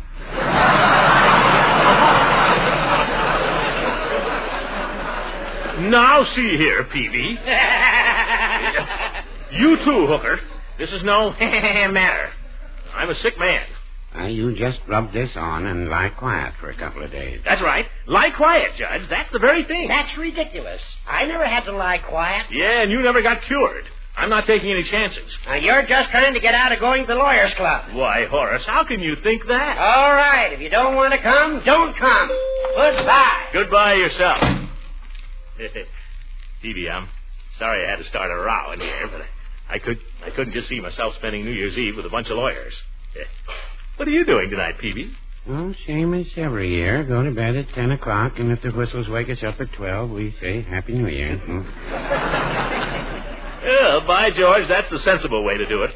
The whole idea of sitting up till all hours is silly. Oh, it's all right if you feel like it, I guess. No, Peavy, it's just silly.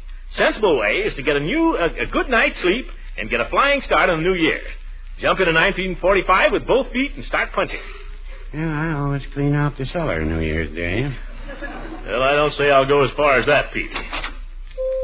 Well, hello, Mrs. Ransom. Hello, Mr. Peavy. Leela. Happy New Year. Same to you, Throckmorton, and a Happy New Year to Mr. Peavy, too. Thank you, ma'am.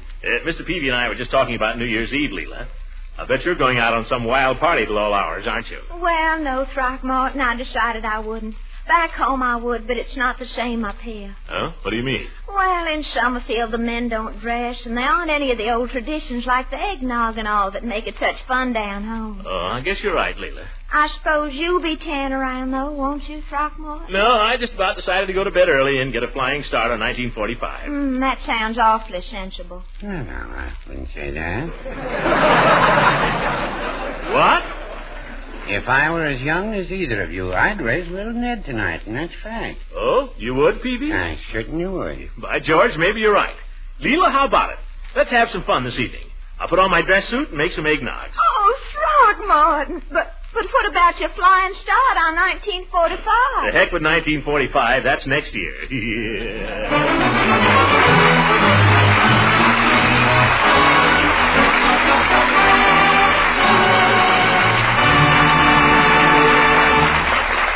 Great Gildersleeve will be with us again in just a few seconds. You know, Sunday night pancake or waffle feast is a welcome change from the elaborate menus you may have been serving through the holiday season. And to make your pancakes and waffles really sing out with appetite appeal, spread on some delicious parquet margarine for the crowning touch of flavor. Your family and guests are sure to enjoy parquet's fine flavor. It's so fresh, so delicate, and so satisfying. In fact, parquet margarine is enjoyed daily in millions of homes. It is one of America's favorite spreads for bread, hot toast, and rolls. And it's wonderfully nourishing, too. Parquet is high in food energy value, and Kraft guarantees every single pound of parquet margarine to contain 9,000 units of important vitamin A. So for good nourishment and real flavor enjoyment, buy and serve Parquet, P-A-R-K-A-Y. Parquet margarine made by Kraft. Yes, Kraft makes Parquet.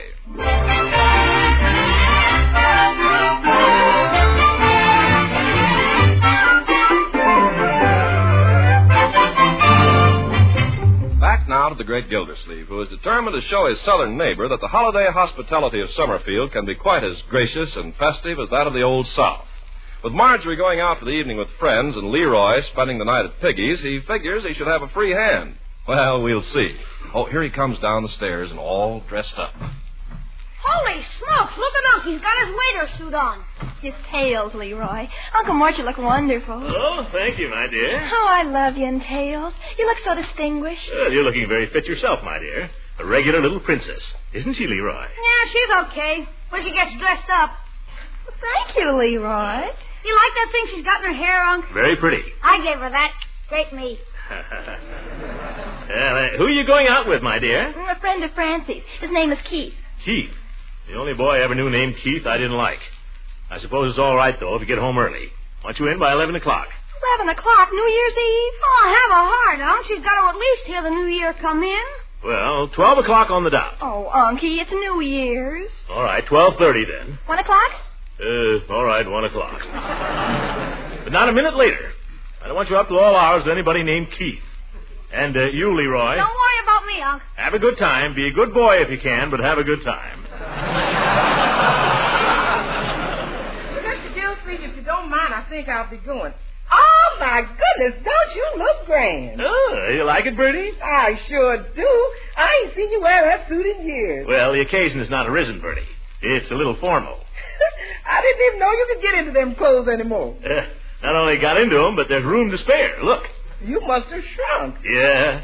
Weighed myself just before I came downstairs, Bertie, and I lost half a pound. What do you know, children? I'm going to finish 1944 a half-pound underweight. You'll make it up when you see the midnight supper I fixed for you, Miss Ransom. Shrimp cocktails, chicken a la king with peas and shoestring potatoes, fruit salad, French pastry, and coffee. Oh, my goodness, Bertie. Is that your idea of an intimate little supper? Well, I fixed the supper, Mr. Gildersleeve. The rest is up to you.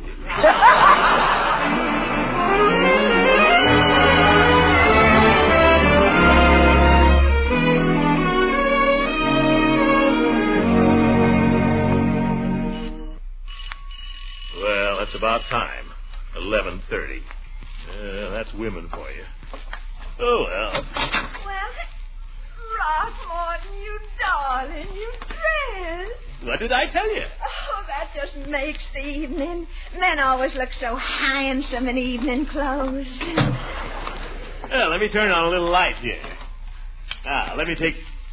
Leela, what have you done to yourself? You like it? Why, you're beautiful. Thank you. Your hair, you've done something to it. I'm wearing it a new way. Oh, pretty. You haven't mentioned my dress. I was almost afraid to. Oh, you. I declare you Yankees pay the prettiest compliments. Of course, you don't mean a word you say. Don't you believe it. Oh, almost forgot. Here, to you. For me? Bonjour, Flores. Now, what could it possibly be? Why don't you open it? Flowers, a corsage. Oh, Throckmorton, this is too wonderful. Nothing cheap about Gildersleeve. I know. I'm going to be old-fashioned and wear 'em right here. You need something there.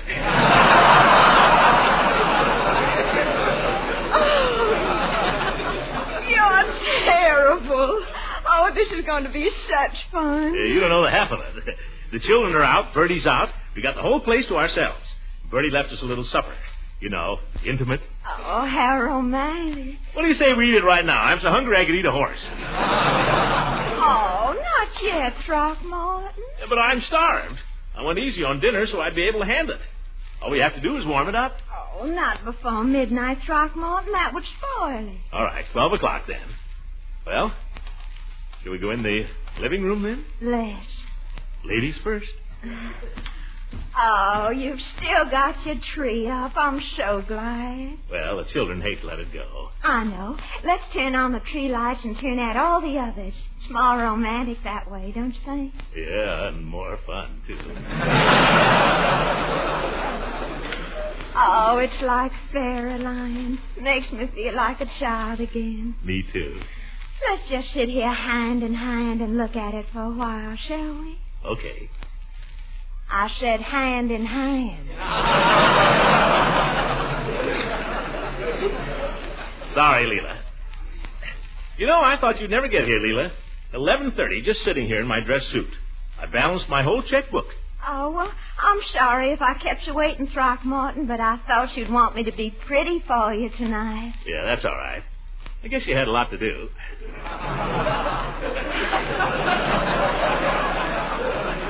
Besides, down home things never really got started before midnight New Year's Eve. Just think, a year ago at this time I was in Savannah visiting. And 2 years ago you were right here. So I was. And 3 years ago I didn't even know you, Throckmorton. Think of that. Tempus fugit. Oh, it was all so short. We met, we were engaged. And your husband turned out? Poor Beauregard. It was such a shock after believing he was dead all those years. And then to have him go the way he did, kicked by a mule. Yeah, I know. I'll never know which was the greatest shock, his coming or his going. Oh, and after that, what happened to us, Throckmorton? I don't know, Leela. We just drifted apart, I guess. You went into mourning, and I buried myself in my work. You went chasing after Eve Goodwin. No, Leela, there was never anything like that. I liked Eve, and I admired her. I still do. But we were never right for each other. We found that out. You're the girl for me, Leela. You mean that? I was crazy not to know it all along. Oh, then what about this Miss Del Rey? Dolores, is that her name? Oh, nothing in that either, Leela. Never was. No, that was strictly Judge Hooker's mistake. Well, I'm glad to hear you say that, Throckmorton. Yeah, forget Dolores. I have. Let's just talk about you. Oh, let's talk about the first time we met. Hey, it's getting on toward midnight. How about eating now? We got shrimp cocktails, chicken... Oh!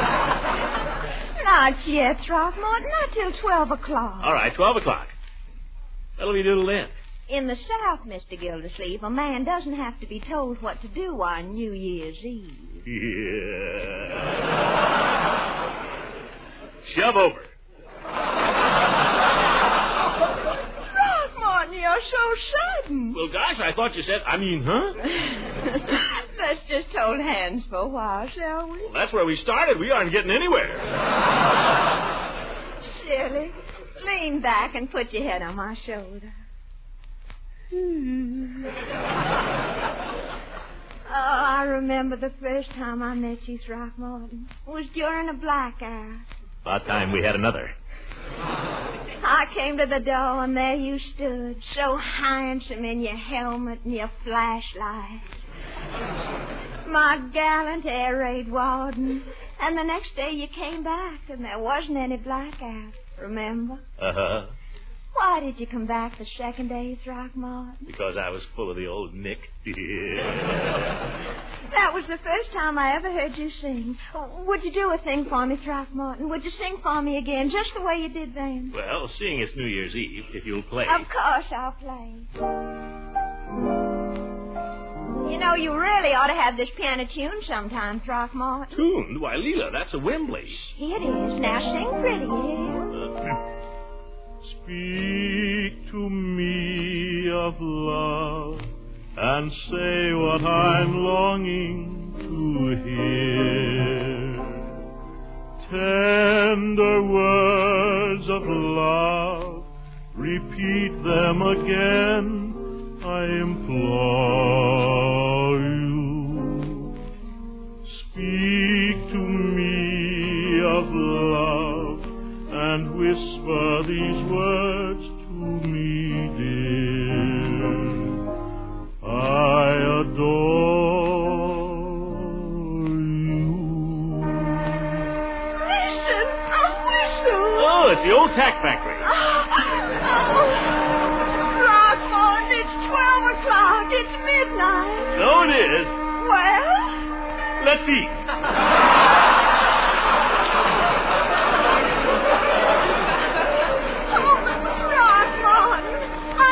Wish me a Happy New Year? Oh, sure. Happy New Year, Leela. Happy New Year, Throck.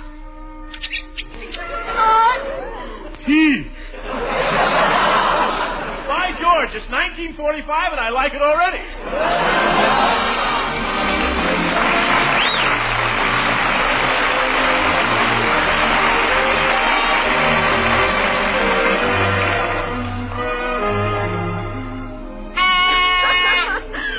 Throckmorton, you look so silly. Happy New Year, Leela. Happy New Year. Oh, that awful horn. I found it in Leroy's room, left over from last year. Have another pastry, Leela. Can't let him go to waste. Oh, I couldn't possibly. Well, I might just take care of one more. Another eggnog? Oh, no. Not that they aren't wonderful, you understand. Old family recipe. Oh, honestly, Throckmorton, I haven't had such fun since Mardi Gras. Since what? Since Mardi Gras. Haven't you ever been to Mardi Gras in New Orleans? Never been south of Youngstown. Oh, you'd love it. And if you ever go, you must look up my cousin, Tupper Hathaway. He belongs to all the clubs, and he knows just everybody. Oh, Cousin Tupper. Well, I'll make a note of that. Oh, you'd love Mardi Gras, Throckmorton. It's so gay. All they do is have banquets and dance in the streets and blow horns and make love to strange girls. Ooh, that sounds great. They all wear masks, you understand, so nobody can prove anything.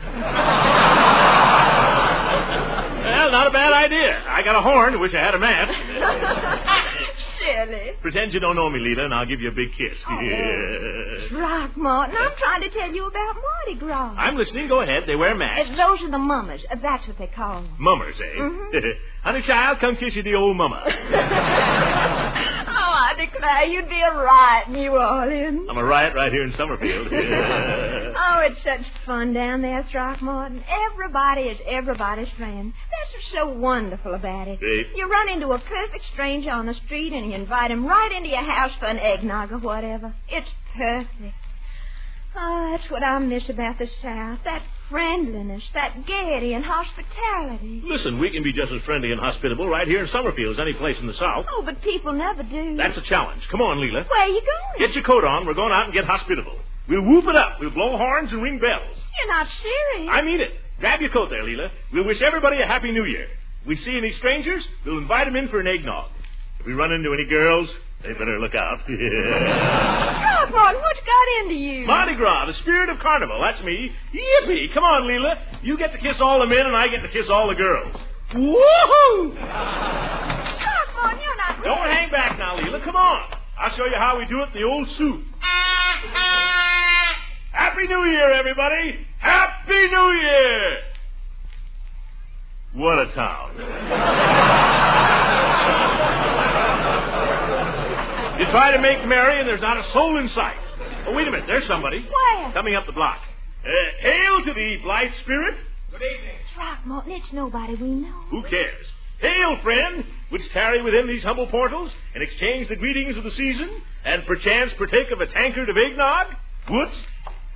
Throckmorton Red. By golly, I'm glad to find somebody up. Maybe you could help me. Gladly, brother, gladly. Step right in. Welcome to Liberty Hall. Oh, what a day. I'm telling you, since 9 o'clock this morning, and I've still got one more to deliver. Brother, consider your last delivery made. Fie, out upon it, for it's the season of feasting and good cheer, egad. Huh? Have an eggnog. Well, thanks. I don't care if I do. I don't know who you are, but Gersh is my name. I'm, Brother, we care not who you are or whence you came. You're welcome here. Well, gosh, thanks. I didn't get the name. I am the king of the carnival. This is my attendant nymph, the fair Leela. Leela? Meet Mr. Gersh. How do you do? You mustn't mind Mr. Gildersleeve. He's just, you know it's New Year's. Hey, wait a minute. Gildersleeve, did you say? Yeah, that's right. Throckmorton P? Oh, the very same. Well, here's a paper for you. What's this? Notice of civil action in the case of Dolores Del Rey versus Throckmorton P. Gildersleeve. Oh! Breach of promise, looks like. Happy New Year! Happy New Year! Here, give me back that eggnog, brother.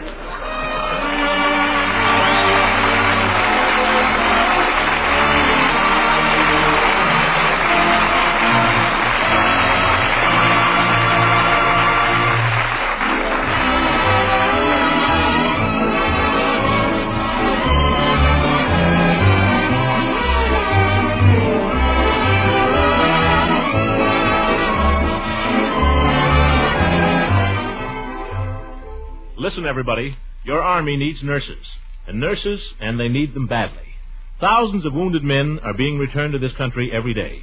And in order to take care of them, the Army needs 10,000 registered nurses at once. If any of you listening happen to be nurses, or if you know any, pass the word along. The Army nurse is the heroine of our armed forces. Our wounded fighting men look to her for help. The best doctors in the country are already in the Army. And the Army nurses working with them are handling new drugs, applying new treatments, and gaining experience years ahead of their civilian opportunities. Nurses go into the Army as second lieutenants, with pay equivalent to $226 a month. They're also eligible for veterans benefits.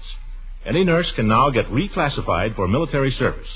For information, you may either contact your local Red Cross or send a wire collect to the Surgeon General, United States Army, Washington, D.C. If you've been thinking about this, but putting it off, do it now, please, because now is when the Army needs you. Good night, everybody. Music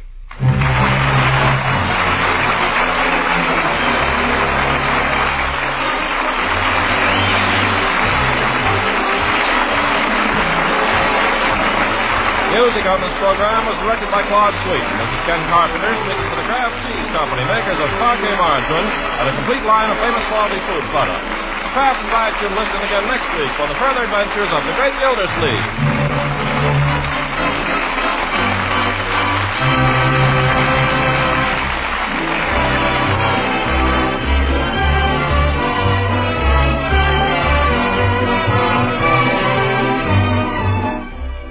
Having a package of delicious golden Pabst-ett cheese food in the refrigerator easily solves the problem of how to entertain in a hurry. Pabst-ett, you see, is the cheese food of 100 different uses. It spreads, melts, slices, also toasts to perfection. So there's really no end to the many grand ways you can serve Pabst-ett. Toasted finger sandwiches or crackers spread with Pabst-ett make a tempting addition to a tray of appetizers. Fruit salads take on added appetite appeal when served with Pabst-ett. And it goes without saying that a smooth, luscious cheese sauce made with Pabst-ett and poured over macaroni, vegetable, or chicken dishes will be a hit at any meal. So buy delicious, nourishing Pabst-ett for cheddar cheese flavor at its best. Don't forget, ask your dealer for Pabst-ett, the delicious golden cheese food.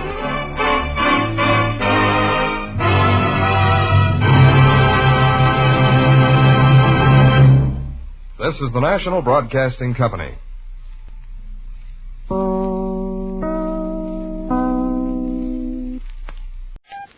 The Jack Benny Program. Quality of product is essential to continuing success. Sold American. Lucky Strike means fine tobacco. So round, so firm, so fully packed, so free and easy on the draw.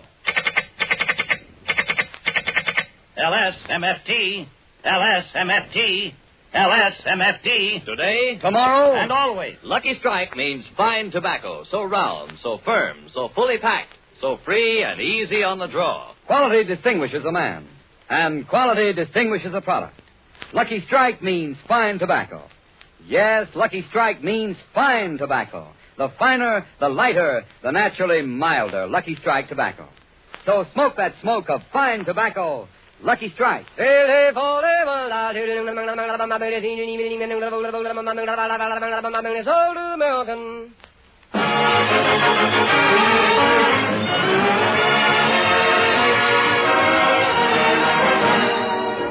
Lucky Strike program starring Jack Benny with Mary Livingston, Phil Harris, Rochester, Larry Stevens, and yours truly, Don Wilson.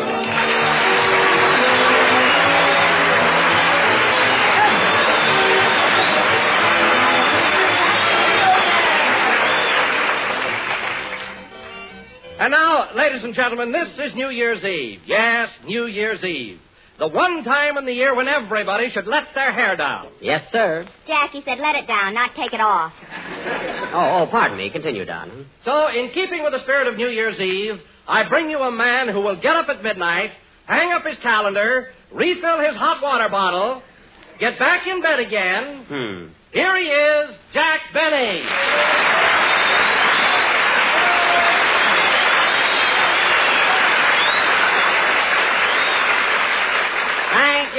Thank you. Hello again. This is Playboy Benny, wishing you all a Happy New Year. Don, that was a funny introduction, and this being New Year's Eve, I'm not going to be mad at you. Of course, I'll hate myself in the morning. Yes, Don, here it is, New Year's Eve, and in just a few hours, it'll be 1945. 1945. Gosh, what I wouldn't give to be 19 again. What you wouldn't give to be 45 again. Mary, that's an easy joke if I ever heard one. But this is New Year's Eve. What?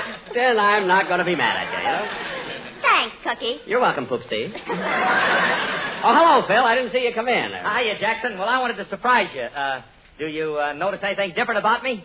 Let's see, a new tie? No. New shirt? No. Oh, a new suit? No. Well, what is it? I'm wearing those lousy shoelaces you gave me for Christmas.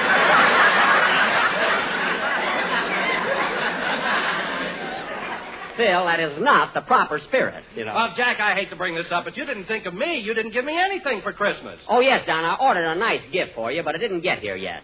See, they're having a little trouble at Montgomery Ward. So, you know what I mean? And listen, kids, now that you brought it up, that was a fine present you all chipped in and gave me. A gift certificate for a dinner at the Thrifty Drugstore.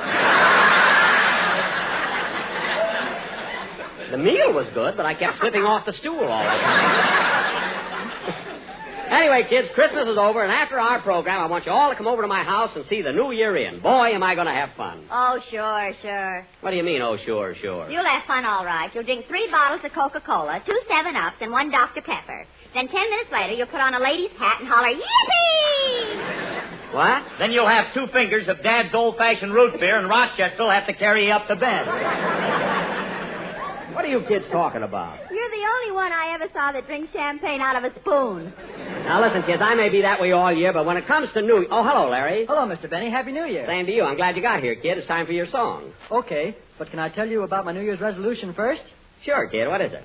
Well, I made a resolution never to ask you for a raise unless you gave it to me voluntarily. Well. Whatever made you think of that? It's on page 84 of his contract. It is not. Anybody that works for me can ask for a raise any time they want to. I can't help it if the government froze salaries. You know, you're not a bad little refrigerator yourself.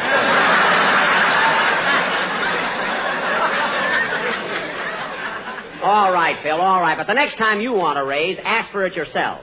Don't send Alice and the kids around.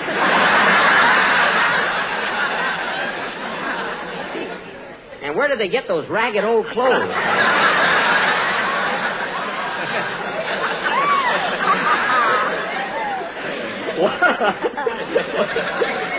What a corny act they put on.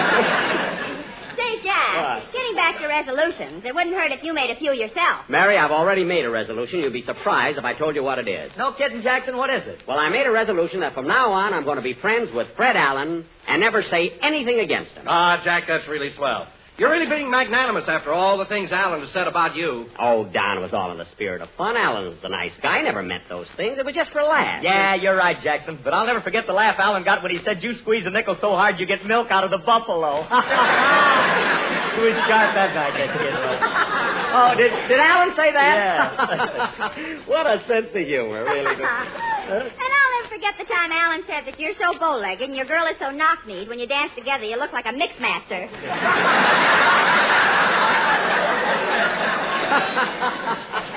What a sense of humor he used to have. What do you mean, used to have? Well, that guy's mentality is so low he has to lie down to think. Jack, your resolution. And with those bags under his eyes, his face looks like an old pair of pants with the pockets inside out. Jack, your resolution. I've still got till 12 o'clock. Think, kid, well, I think of some more. I hope I get some beauties before midnight. Believe me.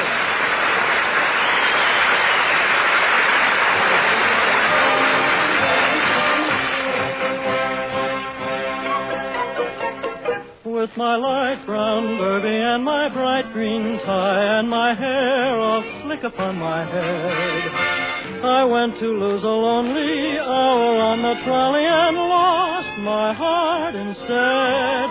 With her high starched collar and her light brown hair, she had such a gay and winsome air. I started to yen, so I counted to 10, then I counted to 10 again. Clang, clang, clang went the trolley. Ding, ding, ding went the bell. Zing, zing, zing went my heartstrings. For the moment I saw her, I fell. Chug, chug, chug went the motor. Thump, thump, thump went the brake. Thump, thump, thump went my heartstrings. When she smiled, I could feel the car shake. I tipped my hat and took a seat. I said I hoped I hadn't stepped upon her feet. I asked her name, then lost my breath. She looked so lovely that it scared me half to death. Buzz, buzz, buzz went the buzzer. Plop, plop, plop went the wheel. Stop, stop, stop went my heartstrings.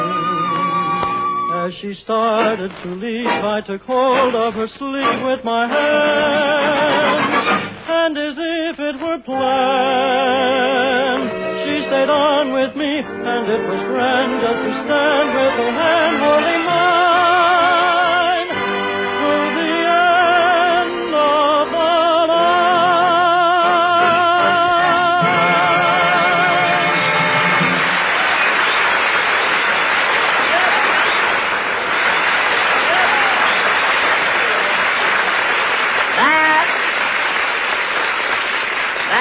That was a trolley. Hey, it's a good live number there, Larry. That was a trolley song sung by Larry Stevens. And now, ladies and gentlemen, as is our custom every year at this time, we will present our annual New Year's play entitled The New Tenant, or Goodbye 44, Hello 45.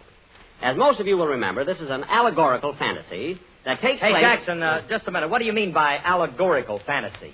Well, for instance, Phil, did you see Dumbo, the little elephant with the big ears? No. Did you see Ferdinand the Bull? No. Well, did you see the reluctant dragon? No, I haven't had a drink in 3 months, Jackson. I've been trying to get away from this stuff. Well, I'm not going to explain it to you, Phil. You'll understand it as we go along. And that last thing you said is a lie anyway. Now, in our... not even in the script, I know. Now, in our fantasy, I will again play the part of the old year 1944, who has been living in a big boarding house called the United States, which is run by Uncle Sam and his wife, Columbia. Hey, Jackson, am I going to play the part of Uncle Sam? Yes, Phil, you'll wear a bright blue jacket with white stars on it and red and white striped pants. And I'll lay 8 to 5 people who think I'm Bing Crosby.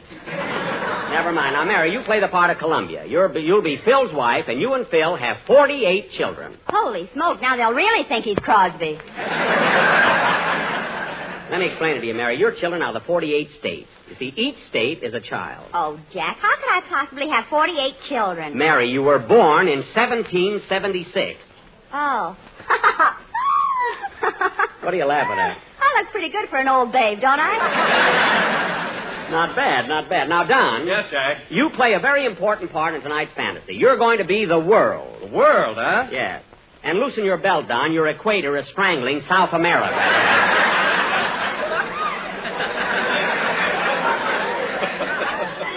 And now, folks, this play will go on immediately. Oh, say, Jack. Yes, Don. Come here a minute. I want to show you something. What is it? Now, if I'm the world, then my chest must be the United States. Uh-huh. And right over here, a little to the southeast, is Goldsboro, North Carolina.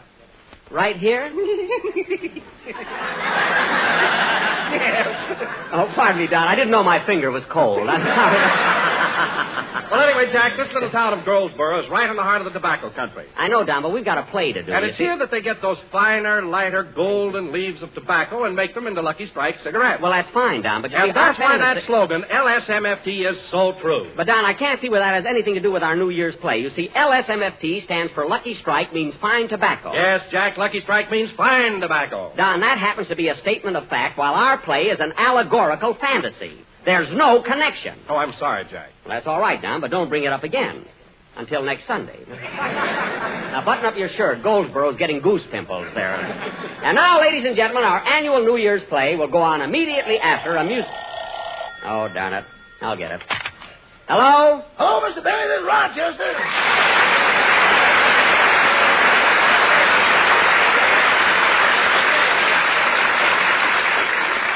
Oh, hello, Rochester. What is it? You can bring your guests over any time you want. I just finished making the punch. The punch? That's good. But, boss, I lost your recipe, so I used mine.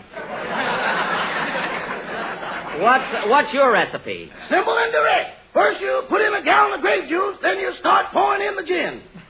How much gin? Till you can't taste the grape juice.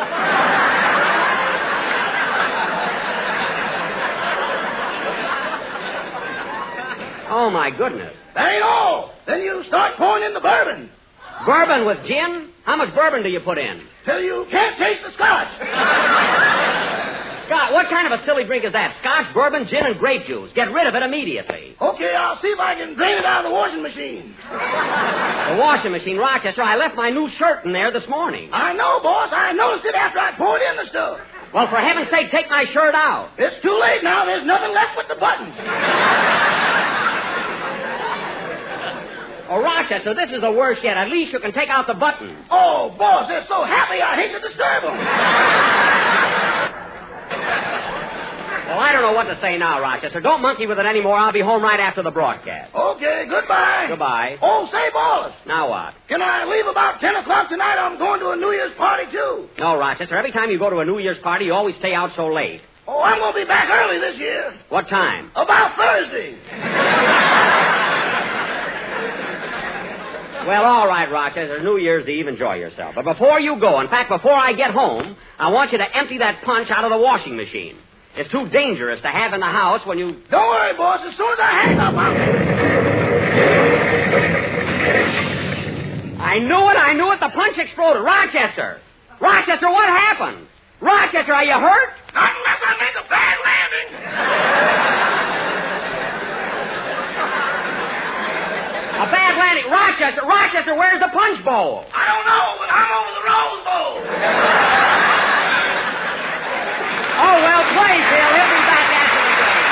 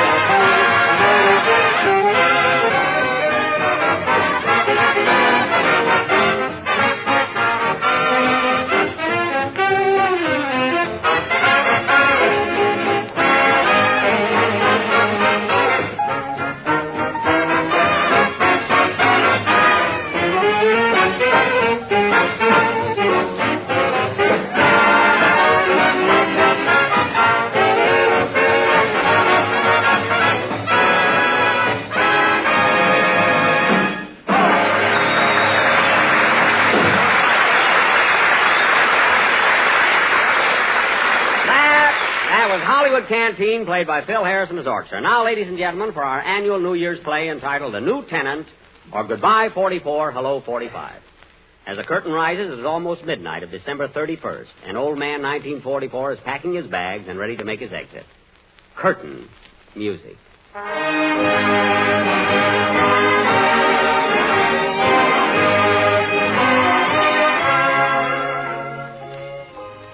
Oh, Columbia. Come here a minute, please. What do you want, 44? Gotta gather up my things before little 45 gets here. Hand me those, will you? Are these yours? Yep. Why, old-timer Bobby socks. Well, I've had my moments, you know. Now, let's see. Might as well pack those racetracks. They ain't going to be used for a while. See, there's Bay Meadows. Here's Hialeah. Yep. And here's Santa Anita. Say, I never knew they had a $10 window. And what else? Oh, yes, hand me that bundle of swing music, will you? Here you are. Thanks. I'm going to dance with the dolly, with the hole in her stocking, with the hole in her stocking, with the hole in her stocking. Sloppy little dame, ain't she? Oh, clang, clang, clang, went the trolley. A ding, ding, ding, went the bell. Come in. Hello, old-timer. Oh, hello, Uncle Sam. Where you been the last few weeks? Oh, I've been all over. I've been delivering Christmas presents to all my nieces and my nephews. Well, Sam, you got here just in time to say goodbye to 1944. Yep. In a few minutes, I'll be leaving you, and I'll never be back on Earth again. Gosh, kind of feel sorry for you. Why? Now you'll never know what happened to Snowflake and Shaky.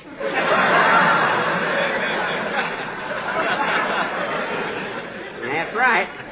Say, Sam, I was looking for you yesterday. Where were you? Well, I ran up the West Coast. I wanted to ask Henry Kaiser what's cooking. Uh-huh. And between what's and cooking, he launched 3 ships. Well, you're getting the ship, Sam. Just get the men to sail them. You're all set. Well, I better finish my packing. Let's see. Maybe I ought to take along some of these moving pictures. You want to take Going My Way? Everybody's seen it. No, I better leave that. I want little 1945 to see it. With all the problems he's going to have, that picture will do him a lot of good. Well, how about taking Jack Benny's new picture? No, that's going to be one of his problems.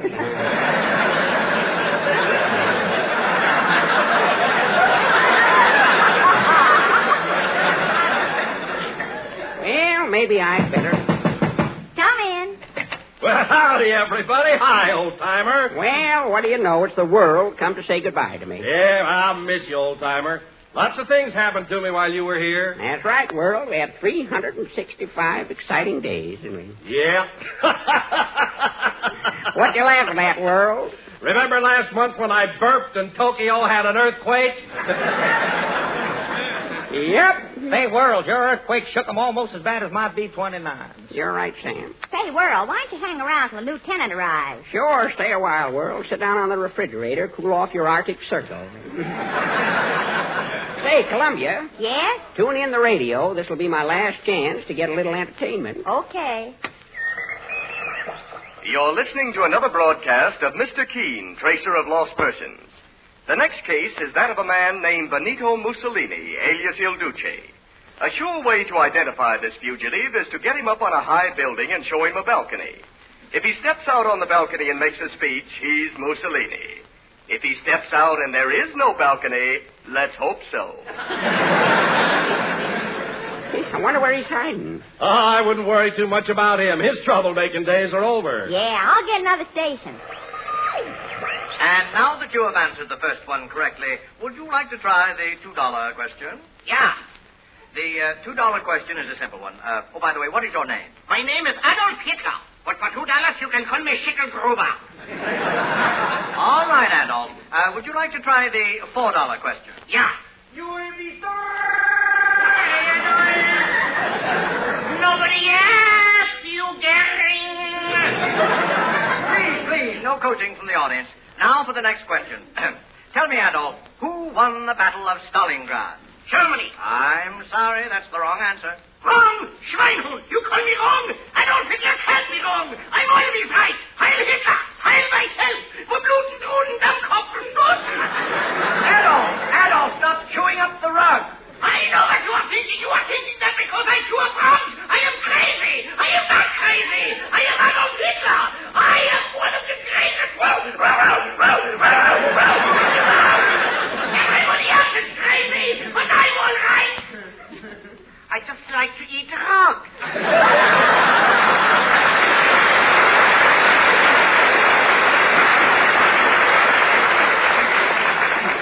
Get another station, Columbia. Schickelgruber seems to have lost control of himself. Okay, old-timer. And now, Mr. Anthony, we have the case of Mr. H. All right. Will Mr. H step up to the microphone?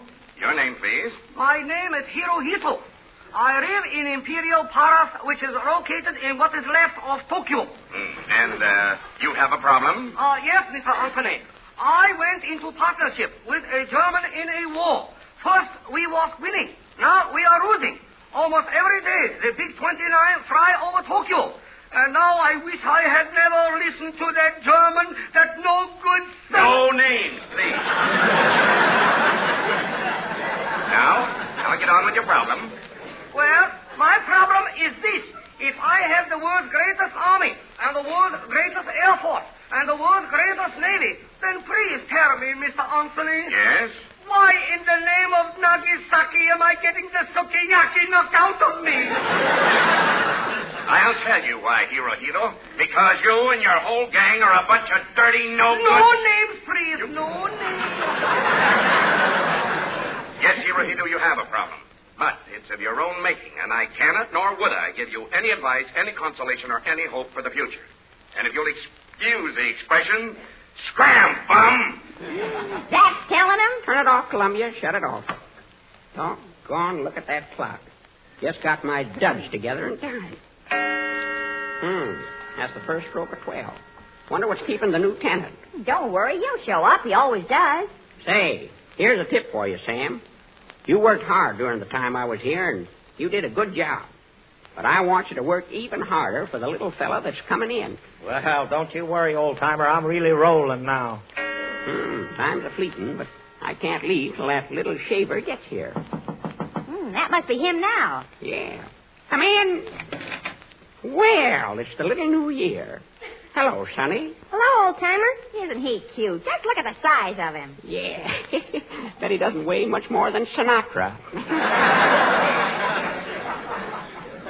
What's that you got under your arm, Sonny? Some forms I'm going to try awfully hard to get signed this year. Yeah? What are they? Well, here's the most important one. It says, how do you pronounce these big words? Let's see it. Oh, that says unconditional surrender. Well, I hope you get them signed darn soon. Hey, kid, I want you to meet Uncle Sam and his wife, Columbia. Glad to know you, folks. Hello, Sonny. Hiya, Bub. You ought to have a coat on with them diapers. It's pretty chilly tonight. Yeah, I sure was cold the first night I got here. Say, Bub, I almost forgot. This is the World. Want you to meet him, too. Hello, son. Hello. So you're the World, huh? Yes, sir. Gosh, there's enough room on him for everybody. Well, there should be, but there are a couple of fellas that are trying to hog it all. They ain't never satisfied. Now, sit down, Sonny. I want to show you my album. A few pictures I took while I was here. Now, here's a family picture of a bunch of Uncle Sam's nephews. Say, they all look alike, don't they? Well, they do in those uniforms, but let me tell you something, Sonny. They're doing a great job. And you can be proud of each and every one of them. What are their names? Well, I don't know them all, but there's a fella named Jones. Here's another one here, O'Reilly. There's a kid called Spinelli. Right next to him, see that colored boy there? Mm-hmm. His name's Johnson. Right in back of him, that's Lopez. Right alongside of him is a fella named Ginsburg. And the fella way over on this end here is Peterson. All good Americans. Now, Sonny, here's a picture of another group of Uncle Sam's nephews. Now, these boys felt just like you did. You know, about the world being big enough for everybody. These boys, just like the others, went out to do something about it. Gee, they look like the kind of fellows that would do a good job. They did more than a good job. Too bad they can't come back tell you about it. And listen, Sonny, one of your jobs is not to forget what they did. And here's something else you don't want to forget. What's that, sir? Well, you got to see that Sam's nephews and nieces here at home stay on their jobs. And keep giving blood to the Red Cross. And never stop buying bonds until you get that paper signed. You know, the one you brought with you. Yes, sir. And another thing. Say, old-timer, you better get moving. Oh, wait a minute. Don't rush me. Oh, by the way, son, Uncle Sam's got a nephew called Franklin that's been taking mighty good care of him. Ain't he, Sam? Darn tootin'. So keep an eye on him, son, and give him all the help you can. Franklin, eh? I'll write that down. Well, my time's almost up. Gotta be leaving now. Goodbye, Junior. So long, Pop. Goodbye, Sam. So long, old-timer. Well, here I go. Goodbye, 44. So long, Columbia. Keep 'em flying.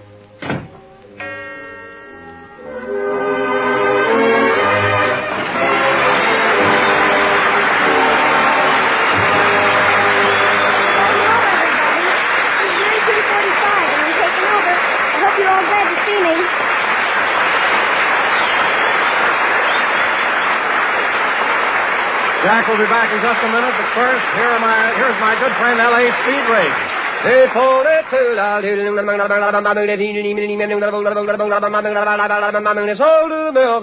It takes fine tobacco to make a fine cigarette. And the tobacco used in Lucky Strike cigarettes is fine tobacco. Witness independent tobacco experts. Men like Mr. Charles W. Jenkins of Bowling Green, Kentucky, who said, "As a warehouseman, I have seen Lucky Strike by the lighter, naturally milder tobacco. And so I have been smoking Lucky's for 24 years. The next time you buy cigarettes, remember Mr. Jenkins' statement. Lucky Strike means fine tobacco. So round, so firm, so fully packed.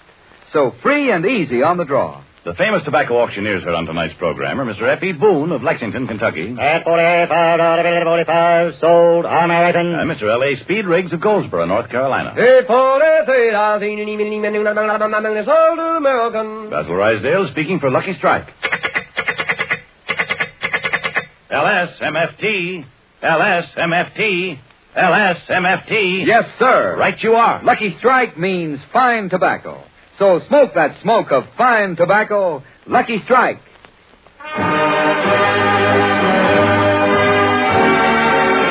Good night. Happy New Year, everybody.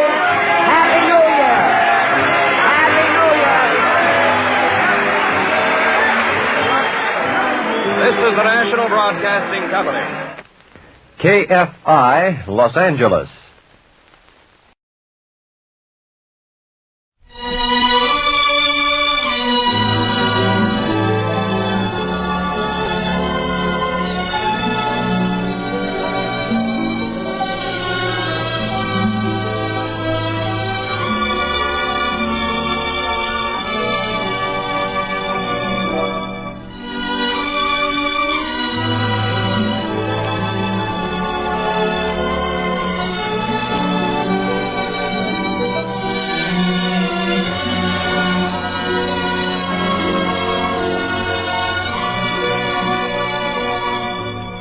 Music we love.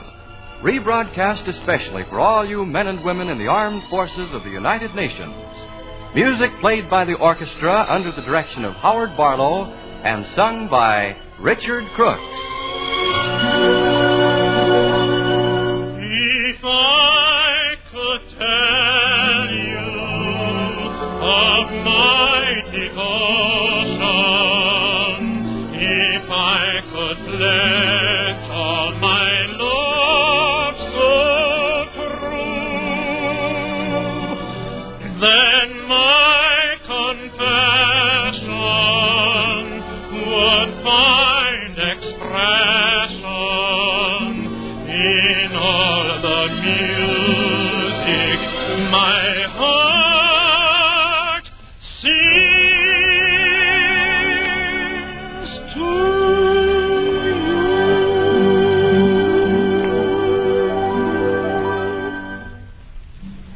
The program opens this evening with the triumphal march from Aida.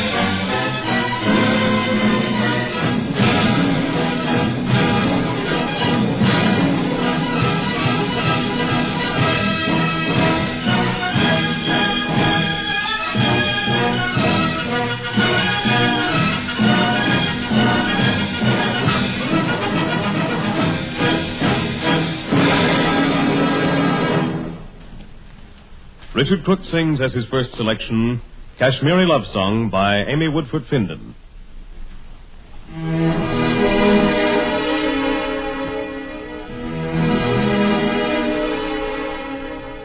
Fair hands I looked beside the Shalimar. Where are you now, who lies beneath your spell? Whom do you lead on Rapture's roadway far? Before you agonize them in farewell. Before you agonize them in farewell.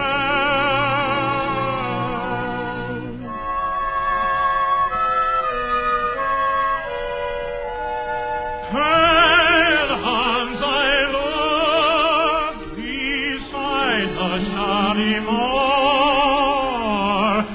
Where are you now? Where are you now?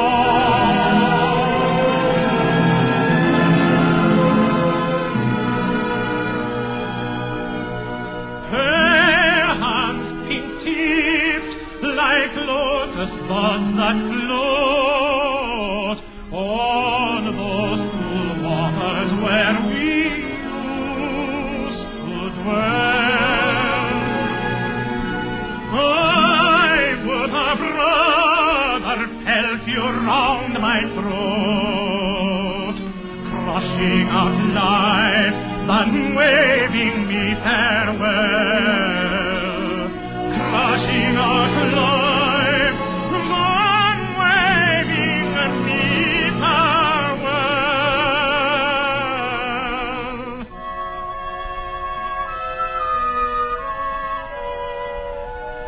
Pale hands I loved beside the Shalimar.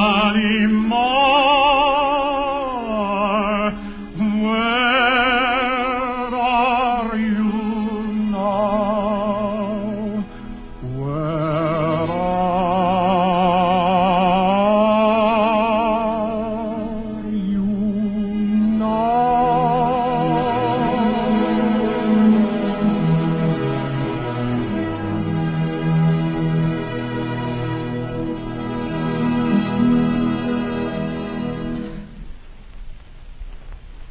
Pizzicato Polka from the ballet Sylvia by Deleuze.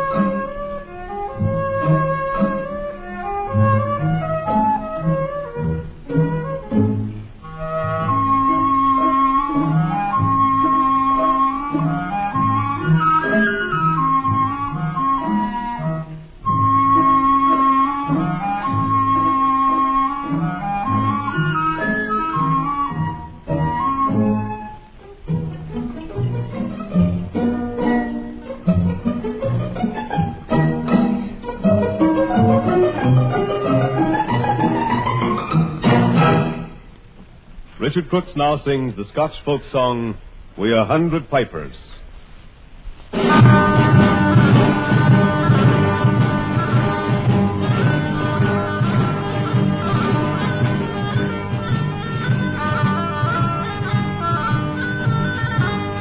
We 100 pipers and ah, we 100 pipers and ah, we up and give 'em a blah.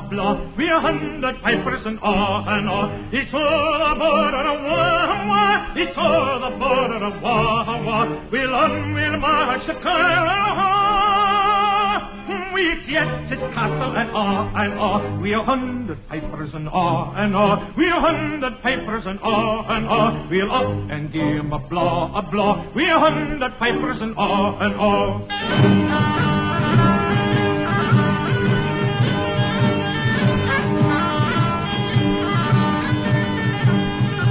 Soldier lads look bra, with their tartan keennets and ah, with bonnets, feathers, and glittering gear, and pibroch sounding sweet and clear, with they are returned to the reindeer glare, with they are returned o'er gill and men, second sight at Sandy look for more. And neither scrap when they marched a war. We 100 pipers and ah, we 100 pipers and ah, we up and give 'em a blah. We 100 pipers and ah.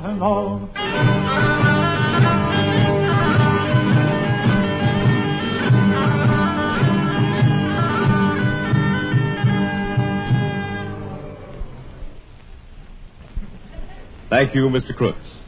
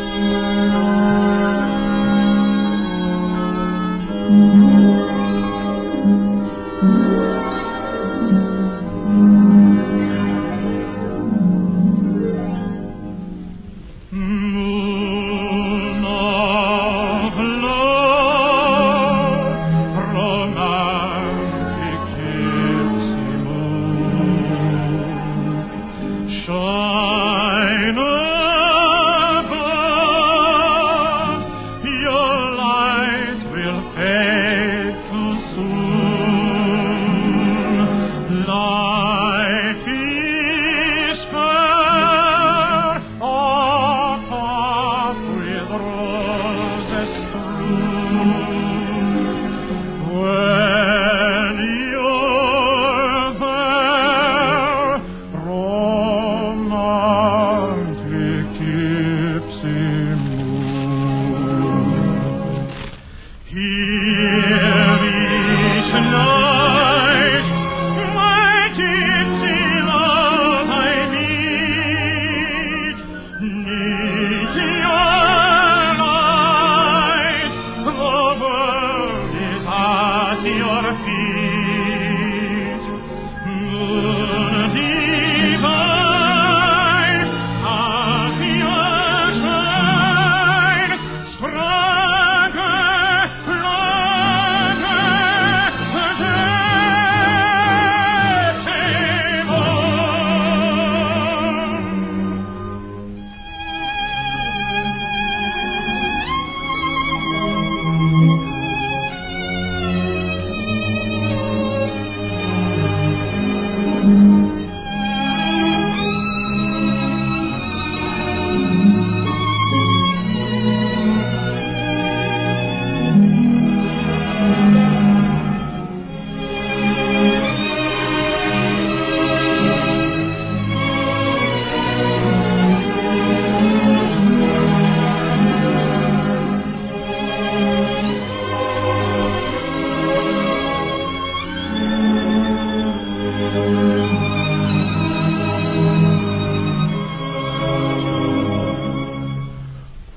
when you gleam, two hands, two hearts, and you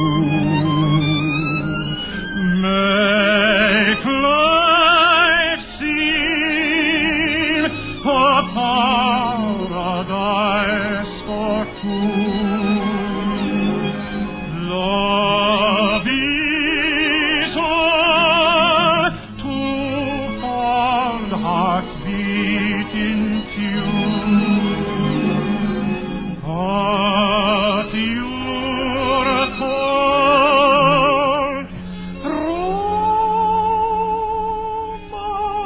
romantic gypsy.